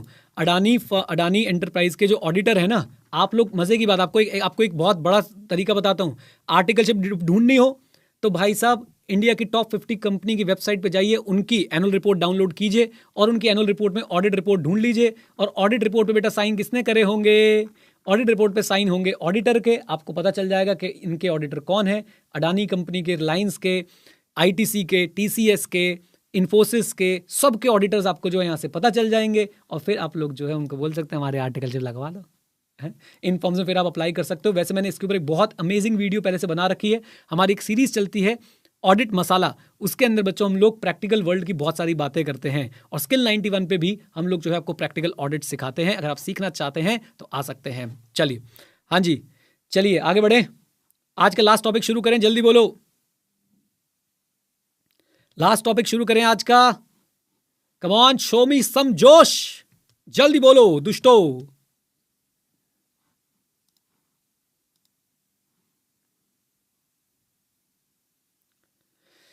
चलिए चलिए चलिए चलिए चलिए आगे चलते हैं और देखने की कोशिश करते हैं बच्चों आज का आखिरी टॉपिक. और आज का आखिरी टॉपिक पता क्या है? Meaning of pervasive. Meaning of pervasive. इसका मैं आपको बता दूं, एग्जाम में बच्चों ये है डेंजर जोन. ये डेंजर जोन क्यों है? ये वो टॉपिक्स हैं जिन्हें बच्चे छोड़ जाते हैं. टीचर कहते हैं अरे तुम खुद रीड कर लोगे, ये तुम तो चैंपियन हो. पता है क्यों? और आपको कहीं टीचर्स की शायद बुक में मिले भी ना. मैं बताऊं क्यों? क्योंकि भाई साहब घर पे बेल बजी, दो भाई सोफे पे बैठे थे. घर पे बेल बजी, डिंग डोंग, दो भाई सोफे बैठे थे. एक ने बोला बेल बजी तो दूसरे ने क्या बोला? खोल. फिर तो जो बोले वही कुंडी खोले. जो टॉपिक अपनी बुक में डालेगा उसे पढ़ाना भी पड़ेगा. ये आपके एग्जाम में बच्चों आ चुका है, 2 बार आ चुका है, बार बार आएगा. और बच्चे से छोड़ के जाते हैं और फिर आते हैं एग्जाम के बाद कहते हैं यार पेपर ना आउट ऑफ कोर्स था, आउट ऑफ सिलेबस था. आउट ऑफ सिलेबस नहीं बेटा, आउट ऑफ साइट होता है पेपर. आ जाओ, बस बस बस आखिरी टॉपिक है, साथ दोगे कि नहीं जल्दी बताओ, आखिरी टॉपिक है, कम ऑन यार, फ्लो बना हुआ है, जल्दी बोलो साथ दोगे कि नहीं, कम ऑन। प्रतीक वर्मा आ जाओ जी, आ जाओ प्लीज प्लीज प्लीज प्लीज। तो हमारे पास बच्चों परवेजिव का मीनिंग क्या है, जरा ध्यान से देखिए। परवेजिव वर्ड हम ऑडिट में यूज क्यों करते हैं? हम लोग परवेजिव वर्ड ऑडिट में यूज करते हैं to describe the effect of misstatement on the financial statement. Misstatement का इफेक्ट क्या है फाइनेंशियल स्टेटमेंट पे, इसके लिए हम लोग यूज करते हैं परवेजिव वर्ड। आ जाओ, हाँ जी, परवेजिव वर्ड हम लोग क्यों यूज करते हैं? परवेजिव हम लोग इसलिए यूज करते हैं ताकि हम लोग इफेक्ट बता पाए। किसका इफेक्ट बता पाए? मिसस्टेटमेंट का इफेक्ट किसके ऊपर? फाइनेंशियल स्टेटमेंट के ऊपर। To describe the effect of the misstatement on the financial statement. Is that clear? Come on. एक पर्टिकुलर मिसस्टेटमेंट परवेजिव है या नहीं, ये ऑडिटर की जजमेंट पे डिपेंड करता है। ये जजमेंट क्या होती है? इधर देखो बेटा, ट्रेनिंग, नॉलेज और एक्सपीरियंस। ट्रेनिंग, नॉलेज और एक्सपीरियंस से जब आप डिसीजन लेते हैं उसे जजमेंट कहा जाता है। ट्रेनिंग, नॉलेज और एक्सपीरियंस से जब आप डिसीजन लेते हैं उसे जजमेंट कहा जाता है। प्रोफेशनल जजमेंट अलग से टॉपिक है, समझा दूंगा। अभी के लिए जरा मेरी बात सुनिए। पहली बात भाई साहब, हमारे पास परवेजिव का मतलब क्या है, मिसस्टेटमेंट का इफेक्ट क्या है फाइनेंशियल स्टेटमेंट पे, ये समझाने के लिए हम लोग परवेजिव वर्ड यूज करते हैं।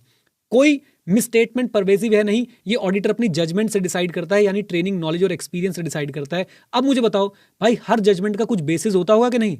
सिंपल सी बात बताऊं, आपने बचपन में सीखा है ना कि भाई company provision for doubtful debt बनाती है। तो company provision for doubtful debt कैसे बनाती है? अक्कड़ बक्कड़ बम्बे बो, ठीक ठीक लग रहा, 5 ले लो, ऐसे बनाती है? या फिर वो अपना ट्रेनिंग, नॉलेज और एक्सपीरियंस यूज करती है और उसके बाद एक परसेंटेज निकालती है और उस परसेंटेज से अपना प्रोविजन फॉर डाउटफुल डेट बनाती है? आप बताइए, अक्कड़ बक्कड़ बम्बे बो या ट्रेनिंग, नॉलेज, एक्सपीरियंस?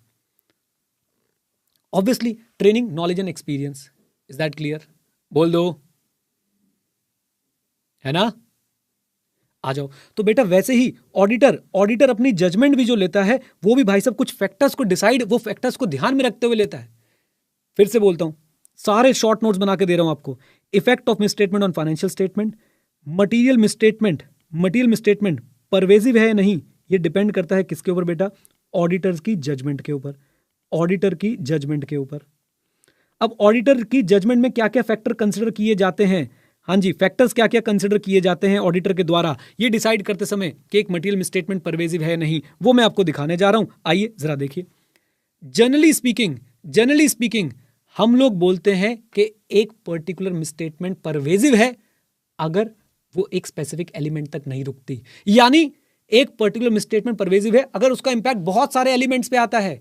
एक पर्टिकुलर मिसस्टेटमेंट परवेजिव है अगर उसका इंपैक्ट बहुत सारे एलिमेंट्स पे आता है।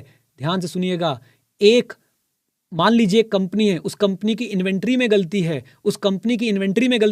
बस इन्वेंट्री की वैल्यूएशन में गलती है। क्या इसका इंपैक्ट फाइनेंशियल स्टेटमेंट के बहुत सारे एलिमेंट पे आ रहा है? क्या इसका इंपैक्ट फाइनेंशियल स्टेटमेंट के बहुत सारे एलिमेंट पे आ रहा है? Answer is no. Come on, बोल दो। तो ये बात आपको समझ आती है कि भाई हम लोग ये पता लगाते हैं कि भाई परवेजिव है या नहीं, हम लोगों को क्या चीजें ध्यान में रखनी है। जनरली स्पीकिंग परवेजिव मानते हैं जब वो एक एलिमेंट तक कन्फाइंड नहीं होता, लेकिन बच्चों अगर एक बस 10 मिनट और दे दो, अगर एक एलिमेंट पे भी कन्फाइंड हो तो भी वो परवेजिव हो सकता है अगर वो सब्सटैंशियल प्रोपोर्शन कवर कर रहा हो फाइनेंशियल स्टेटमेंट का। अब यही एग्जांपल देखो, सिर्फ इन्वेंट्री में गलती है लेकिन inventory represent 70% of the balance sheet. बताइए परवेजिव है कि नहीं है? कम ऑन टेल मी, जल्दी बोलो। जैसे भी हमने बात करी थी कि भाई साहब आपने क्या किया, मैंने आपको यहाँ पे एग्जाम्पल भी दिखाया था, वही दिखाता हूँ। इधर देखो, ये वाला एग्जाम्पल देखो बच्चों, आप क्या नहीं कर पा रहे हैं, फाइनेंशियल इंफॉर्मेशन आपको नहीं मिल रही है जॉइंट वेंचर की जो 90% रिप्रेजेंट करता है, तो भाई साहब ये तो परवेजिव है। फिर से सुनिए, जनरली स्पीकिंग परवेजिव हम तब बोलते हैं जब वो एक एलिमेंट पे कन्फाइंड ना हो, लेकिन एक एलिमेंट पे कन्फाइंड हो तो भी परवेजिव हो सकता है अगर वो substantial proportion of the financial statement cover कर रहा हो। Is that clear? Come on, आ जाइए मेरे साथ, आ जाइए। बस आखिरी पॉइंट, डिस्क्लोजर्स। अगर मैं डिस्क्लोजर्स की बात करूं, डिस्क्लोजर्स कब परवेजिव माने जाएंगे? डिस्क्लोजर के ना देने के इंपैक्ट को हम परवेजिव तब मानते हैं जब वो डिस्क्लोजर फंडामेंटल होता है for users understanding of the financial statement.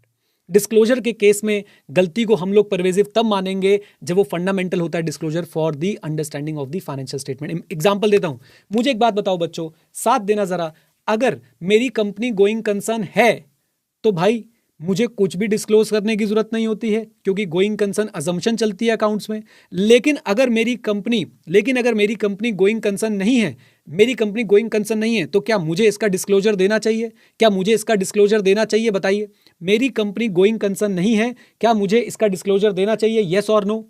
Come on everyone in the chat box, जल्दी बोलो। यस, देना चाहिए। और अगर मैंने डिस्क्लोजर नहीं दिया, तो बताइए क्या ये डिस्क्लोजर फंडामेंटल था for users understanding of the financial statement? अगर मैंने डिस्क्लोजर नहीं दिया तो बेटा मुझे बताओ क्या इसका इंपैक्ट आएगा on the judgement of the user of the financial statement? Answer is yes. तो बेटा इस तरह के डिस्क्लोजर्स में अगर गलती होगी जो फंडामेंटल है for the users understanding of the financial statement, क्या ये परवेजिव माना जाएगा? हाँ या ना? क्या ये परवेजिव माना जाएगा? कम ऑन, यस और नो? एक कंपनी है वो बता ही नहीं रही है कि भैया हम डूबने वाले हैं। क्लैरिटी आ रही है बच्चों? अब देखो मैं आंसर आपको कैसे याद कराऊंगा, देखना जरा मैं आपको आंसर कैसे याद कराऊंगा, जरा साथ में जुड़िएगा बच्चों। परवेजिव का मीनिंग हम लोग पढ़ रहे थे एवरीवन, बस 5 मिनट और लूंगा, 5 मिनट और लूंगा। इधर देखो बच्चों, परवेजिव इफेक्ट मिसस्टेटमेंट, परवेजिव हम लोग यूज करते हैं टू डिटरमाइन दी और to explain the effect of misstatement on the financial statement. Material misstatement pervasive तब होती है जब ऑडिटर की जजमेंट में वो होती है। ऑडिटर कौन कौन से फैक्टर कंसिडर करता है? नॉट कन्फाइंड, अरे हट जा भाई, not confined to single element, even confined,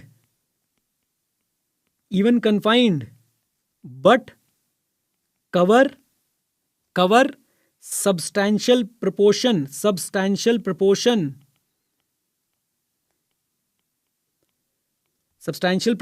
of financial statement। और तीसरी चीज डिस्क्लोजर्स कब परवेजिव माने जाएंगे? डिस्क्लोजर के केस में हम लोग परवेजिवनेस कैसे चेक करते हैं? जब वो फंडामेंटल होते हैं, fundamental for understanding of financial statement. बस अब आप देखो बच्चों, आपको एग्जाम में ना ऐसे पढ़ना है। परवेजिव आप यहां से नहीं पढ़ेंगे, परवेजिव आप लोग बच्चों इस तरीके से, जैसे मैंने आपको शॉर्ट नोट्स बना के दिए हैं, इस तरीके से पढ़ेंगे। देखो परवेजिव वर्ड क्यों यूज होता है? To describe the effect of misstatement on the financial statement, 1। दूसरी बात, pervasive word material misstatement pervasive कब होती है? ये ऑडिटर अपनी जजमेंट से डिसाइड करेगा। अच्छा, ऑडिटर अपनी जजमेंट में किन 3 बातों का ध्यान रखेगा? Number 1, generally speaking, if confined, no pervasive, it should not be confined to a single item, but even if confined to a single item can be considered as pervasive if it covers substantial proportion of the financial statement। disclosures कब होते हैं pervasive? when they are fundamental for the user's understanding of the financial statements। याद भी हो रहा है कि नहीं? लिख पाओगे कि नहीं? मुझे बस ये बता दो, क्योंकि आपका और मेरा एंड गोल है कि भाई हमने जो है अच्छे से आंसर जो है वो लिख के आना है। बता दीजिए, कम ऑन गाइज, लिख पाओगे कि नहीं? मुझे बस इतना बता दो, बोलो, पक्का लिख पाओगे? अच्छा जी, तो अब बच्चों मैं आपको बता दूं कि बच्चे काहे को फेल हो जाते हैं भाई। उन्हें परवेजिव समझ आ जाएगा लेकिन लिख नहीं पाएंगे, उन्हें परवेजिव समझ आ जाएगा लेकिन लिख नहीं पाएंगे। लेकिन अब मुझे आप बताओ कि आप लिख के आ जाओगे? कि आप लिख के आ जाओगे बच्चों? मुझे प्रॉमिस कर दो, लिख के आ जाओगे? बोल दो हाँ के ना। चलिए जी, बस आज के लिए बच्चों इतनी ही बातें थी। अब मैं आपके कुछ डाउट्स वगैरह ले लेता हूं और आपसे बातचीत कर लेता हूं। आज आपने बहुत साथ दिया मेरा, उसके लिए बहुत बहुत धन्यवाद, दिल से धन्यवाद। क्लास खत्म होने के बाद आप लोग प्लीज़ क्लास वाली वीडियो के नीचे या हमारे चैट सपोर्ट को फीडबैक पहुंचा सकते हैं क्लासेस का, और उसके बाद जो है हम आपसे दूसरी क्लास में फिर मिलेंगे। सर सब्सटैंशियल प्रोपोर्शन का मतलब क्या है? Radhika, it depends on the professional judgement, right? कोई परसेंटेज डिफाइन नहीं है बेटा। ओके अच्छा, आप लोगों ने अगर अभी तक क्लासेस ज्वाइन नहीं करी हैं तो आप edu91.org पे जा सकते हैं और क्लासेस ज्वाइन कर सकते हैं। आपको hard copy of books, hard copy of question bank और बहुत सारी चीज़ें और मिलने वाली है बच्चों। जान लगा देंगे हम आपके लिए, ये पक्की बात है, और सिर्फ कहने के लिए नहीं है। इसी एनर्जी से मैं इनकम टैक्स पढ़ाता हूँ, इसी एनर्जी से मैं GST पढ़ाता हूँ, इसी एनर्जी से मैं SM पढ़ाता हूँ और ऑडिट पढ़ाता हूँ। मुझे पढ़ाने में मज़ा आता है, मैं एंजॉय करता हूँ बच्चों इसको। डन? ये मैं आप लोगों के साथ अभी के अभी जो है शेयर कर रहा हूं। अब आपको मैंने कल एक फोल्डर का लिंक दिया था, उसी के अंदर ये सारे PDF नोट्स जो है वो आते जाएंगे। डन। चलिए जी, ओके, मिलते हैं आप लोगों से अब नेक्स्ट क्लास में। तब तक के लिए thank you very much. Stay connected, stay है। जय हिंद। और हाँ मित्रों, सीखते रहें, क्योंकि सीखना शुरू तो जीतना शुरू। जाते जाते आप लोगों को मोटिवेट कर दूं, मोटिवेशन बच्चों, CA के लिए बस एक बात बोलना चाहता हूं। आप एक बात नोटिस कीजिएगा, आपको पता है हम लोग जब बैच शुरू करते हैं ना, भर भर के बच्चे आते हैं भाई साहब, भर भर के, और धीरे धीरे वो बच्चे जो है वो कम होते जाते हैं। मैं सिर्फ एक बात बोलना चाहता हूं, जो CA कोर्स है ना बच्चों, ये एक मैराथन है, ये स्प्रिंट नहीं है, ये 100 मीटर की दौड़ नहीं है, ओ जल्दी भाग के जीत जाएंगे। आपको कंसिस्टेंटली चलते रहना पड़ेगा, और जब आप कंसिस्टेंटली चलते रहेंगे लंबे समय के लिए, आप जीतेंगे। CA आपको पेशेंस सिखाएगा, CA आपको ये सिखाएगा कि भाई तू एक दिन पढ़ के पास नहीं हो सकता, तेरे को 6 महीने मेहनत करनी पड़ेगी। और जो बच्चे ये कोशिश करते हैं कि मैं सिर्फ एक दिन पढ़ लूंगा या कोई शॉर्टकट बना लूंगा, पतली पतली कुंजियों से पढ़ लूंगा, सिर्फ और सिर्फ समझ के चला जाऊंगा, कीवर्ड्स देखूंगा ही नहीं, वहाँ जो मर्जी लिख के आ जाऊंगा, दिलवाले दुल्हनिया ले जाएंगे गाने लिख के आ जाऊंगा, बेटा मैं आपको बता दूं, उनको फिर अटेम्प्ट्स पे अटेम्प्ट्स लगते रहते हैं। राइट? तो प्लीज प्लीज प्लीज आप लोग मुझे प्रॉमिस कीजिए कि आप कंसिस्टेंटली पढ़ेंगे। आप लोग मुझे प्रॉमिस कीजिए कि आप लोग जो है कंसिस्टेंटली अपने एग्जाम्स तक मेहनत करते रहेंगे। Is that clear? Yes, CA जो है भाई वो लॉन्ग टर्म इन्वेस्टिंग है, वो इंट्राडे ट्रेडिंग नहीं है, याद रखिएगा। ओके, धीरे धीरे धीरे धीरे आप अपना बड़ा पोर्टफोलियो बनाएंगे नॉलेज का, और उस नॉलेज को फिर जो है आप लोग अच्छे से एनकैश कर पाएंगे अपने एग्जाम के अंदर। डन? चलिए बच्चों, तो अब मिलेंगे आपसे नेक्स्ट क्लास में। नेक्स्ट क्लास की इन्फॉर्मेशन आप लोगों के पास पहुंच जाएगी। आप लोग सारे बच्चों से मेरी एक रिक्वेस्ट है, आप लोग एक काम कर सकते हैं, जो बच्चे YouTube पे जुड़े हुए हैं, हमारा Edu91 का टेलीग्राम चैनल ज्वाइन कर लीजिए, हमारा व्हाट्सएप का Edu91 कम्युनिटी ज्वाइन कर लीजिए, और मैं बहुत सारी और चीज़ें रन करता हूँ छोटी छोटी सी, आप उनमें सब में हमारे साथ जुड़ सकते हैं और हमारे साथ जो है वो बातचीत कर सकते हैं। ठीक है जी? Edu91 का हमारे पास एक अलग से बना हुआ है ग्रुप, मैं आपको उसका भी लिंक जो है वो शेयर कर देता हूँ। आप लोग जो है इसको व्हाट्सएप पे ज्वाइन कर सकते हैं हमारे साथ, मैंने चैट बॉक्स में आपके साथ शेयर कर दिया है, ये लीजिए, और टेलीग्राम भी शेयर कर दिया है, व्हाट्सएप लिंक भी मैंने शेयर कर दिया है। आप हर जगह पे हमारे साथ जो है वो जुड़ सकते हैं। ओके, चलिए, with this note guys, thank you very much. Stay connected, stay है। जय हिंद वंस अगेन। और हाँ, सीखते रहें, क्योंकि सीखना शुरू तो जीतना शुरू। Bye bye bye bye, take care, God bless you. खूब मेहनत करो, खूब आगे बढ़ो बेटा, छा जाओ दुनियादारी पे।